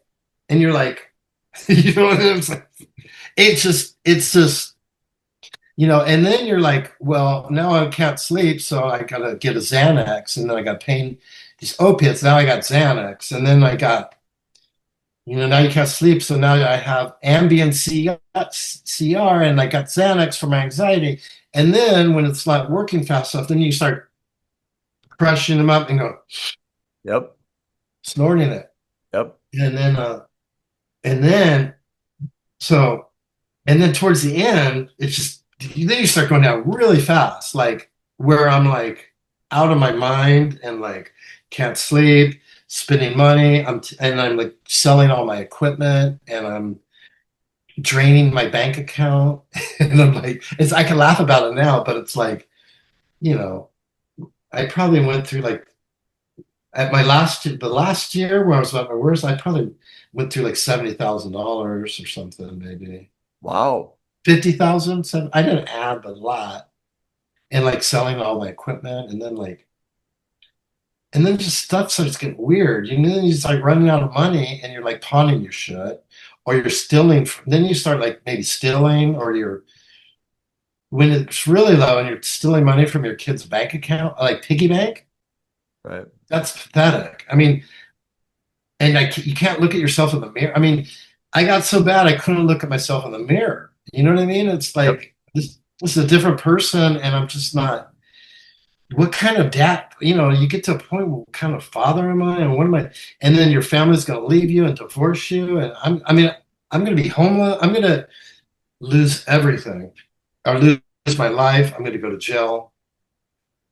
But I started going to like meetings, and when you're in meetings, you see people in there. Like one guy was like, "Yeah, I robbed a bank," and I'm like, "Yeah, I get it. When you run out of money and you need it," and it was so bad that like you wake up in the morning and you need it to feel normal. Yeah. Like you wake up in the morning, you're out of your mind, and you got to get it. You got to figure out how to get it. I mean, you got to sell whatever you got to get. You got to take some money. You got to borrow money. You got to like cash, you know, whatever. And you start doing the stuff, and you're like, this is no way to live. And I understood, because there were times where it's like, the thought of going and holding up like a liquor store I mean, it crossed my mind. You know what I mean? And you're just going, I'm going to get killed, or I'm going to go to jail, or I'm going to be, and you go to meetings and you see everybody in meetings is either clean for years, so there's hope. Yeah. And there's other people in there that like, this one guy robbed a bank, and you're like, yeah, I get it. I understand you. And then there's other people that come in that want to be clean. They're still high. And then there's some people that come in and they're still in denial, and they're only in there in the meetings because they're court ordered to go to them. Right. So you see everything. And if you keep going, you go, okay, I want to be like the guy that's got like years clean. Yeah. And I see that person who's high and struggling and who's in denial. I get it. I was there, you know. And the more you just, and then you hear the same message, and it starts sinking in. And then so I'd quit, and then I'd quit for a few days, and I'd get real sick, and then I'd go get some more and fall off the wagon. And I quit. I kept quitting. But the thing is, like with that, you just keep. I tell people, if anybody's ever struggling, I say, just go to meetings and quit. And if you fall off the wagon, just quit it. Keep quitting. Yep. It's about quitting. The more you can quit, eventually, when you can like put a week or two together, the trick is to just being off long enough where you're not sick. If you could get over that craziness. Yeah. But I went to the hospital one time, and I mean, people might have to go into like a hospital and get into like a rehab, and actually, because I couldn't, the chemicals messed my brain up so much that I couldn't sleep for a while, for like weeks, and that would drive me nuts. Right. Absolutely insane. Right. Where you start hearing stuff and you're just like, but at the end, I was just like, okay, I'm gonna quit. And once I did, I was just like done. And I went through like bad withdrawals and got sick and and then it took like a month, and then like 2 months, and then three, and then like 5, 6 months, I started kind of feeling normal again. I mean, the sickness part wore off in about 3 weeks or something, but it wasn't until like 6 months where I could kind of laugh actually at stuff, because I was just, my thing was numb. I couldn't cry or laugh. But I remember going into like these meetings, and like people were nuts in there, man. So at one point I used to get, the only thing I would start getting first was like the emotion I got first, like after a couple months, I'd get kind of angry at people in there. You would share or talk, and then some people are commenting about you or judging you or saying something. I get real angry. But at one point, you just go, these people are all nuts, and I'm nuts. And then you start being able to laugh at some people. Some stuff's funny, and then other people start fighting, and then you start laughing, and then you're like, okay, my brain's starting to get normal again. Yeah. And then eventually, I month clean, 3 months, a year clean, 2 years, and everybody, when you have your anniversary, they have a cake for you and give you a pin and stand up, and everybody. It's so, I still go once in a while, and it's hard because I work now and I play on like my meeting now, the one I go to is only on Fridays, but I play all the time. Yeah. But I still go sometimes, like, but I'm coming up on, I think, 7 years clean and sober. Wow. This is better, It's an just amazing a way story. better way of life. I've been through I've been able to work and like make money back. I'm so happy because like I've actually been able to save money and like invest money and get this money back. And I'm like, pay my kids back, And the good thing is my kids were able to see me get clean. They even like came to like, my kids and my wife came to my my celebration at my meeting when they celebrate my clean date. Yeah. They would come and see me. So my kids were able to see me get clean and stay clean. So, and I was honest with them, like, don't do drugs. You saw I had a problem, and it's hard, but they got to see me get clean and sober and just be responsible and make money back and do the right thing. So I feel like I've been able to set like a good example for them, So, absolutely. Well, congrats, because that sounds, it's just an amazing redemption story. Right. So yeah, I'm having fun. And then the other thing I'm doing, so I'm doing guitar lessons. That's been fun. And the other thing I'm really into these days is like tube amplifiers. Me and my friend, like, I find these tube amplifiers and I fix them, or I take them to my amp guy. And then sometimes my amp guy goes, oh, that's too much. So I take them and I start researching and reading, and I buy the parts, and I get together with my friends, and we fix this like old, like 1968 amplifier that's on you could see it on there, but I fixed it myself. I'm like, this is so fun. So I'm like, I'm starting to get into that, like where I might want to start building like guitar amplifiers and stuff. Oh, cool. And repairing, maybe modifying and stuff. So that's my thing right now, is like guitars and amplifiers. So, man, to hear what you bounced back from with your addiction, and man, you had such a great music career. Like, I'm just rooting for you. Thank Well, you. I so appreciate much. it. Thank you so much for coming on. I appreciate it. Maybe I'll get Eric on the. You want to interview maybe Eric sometime? I would love to. I would. Yeah, love I'll talk to Eric. Yeah, I'll So- talk to him. And we'll stay in touch, man. And Yeah, if you get out to Vegas too, let me know. absolutely. Because I'm playing. I've been getting actually a little bit busier where I'm playing like every weekend now. Okay. No, that I would love to, and I haven't traveled there in so long. So Yeah. hey, And, I will text you about that radio ID. okay, Probably sure. text you tomorrow, and you can get it back to me whenever. But Now, where are you at? Are you still up in North Dakota area? Fargo, North Dakota, Oh, cool. How's it up? How's the weather right now? sucks. It's like 8 degrees. Oh, it's cold. Yeah. All right. It's hot as hell down here in Vegas. It's supposed to be like 60 coming up this week, which is crazy Oh, okay. for Fargo Yeah. at this time, Yeah. which is awesome. So Well, if you get down to Vegas, so definitely look me up too and come out and see us. absolute. I mean, let's stay in touch, and I'll be letting you Okay. know when this interview is going to come out. It probably Sounds won't good. be for a couple weeks because I usually just put out one a week. Okay. So, but it, so it'll be in a couple of weeks. But I mean, stay in touch, and yeah, All right. and thanks a lot, man, for coming on and Oh, I appreciate it. Thank you. telling so much. It was All right. phenomenal. Thank you, buddy. All right, take care, man. All right. All right. Talk to you soon. Yep. Bye bye.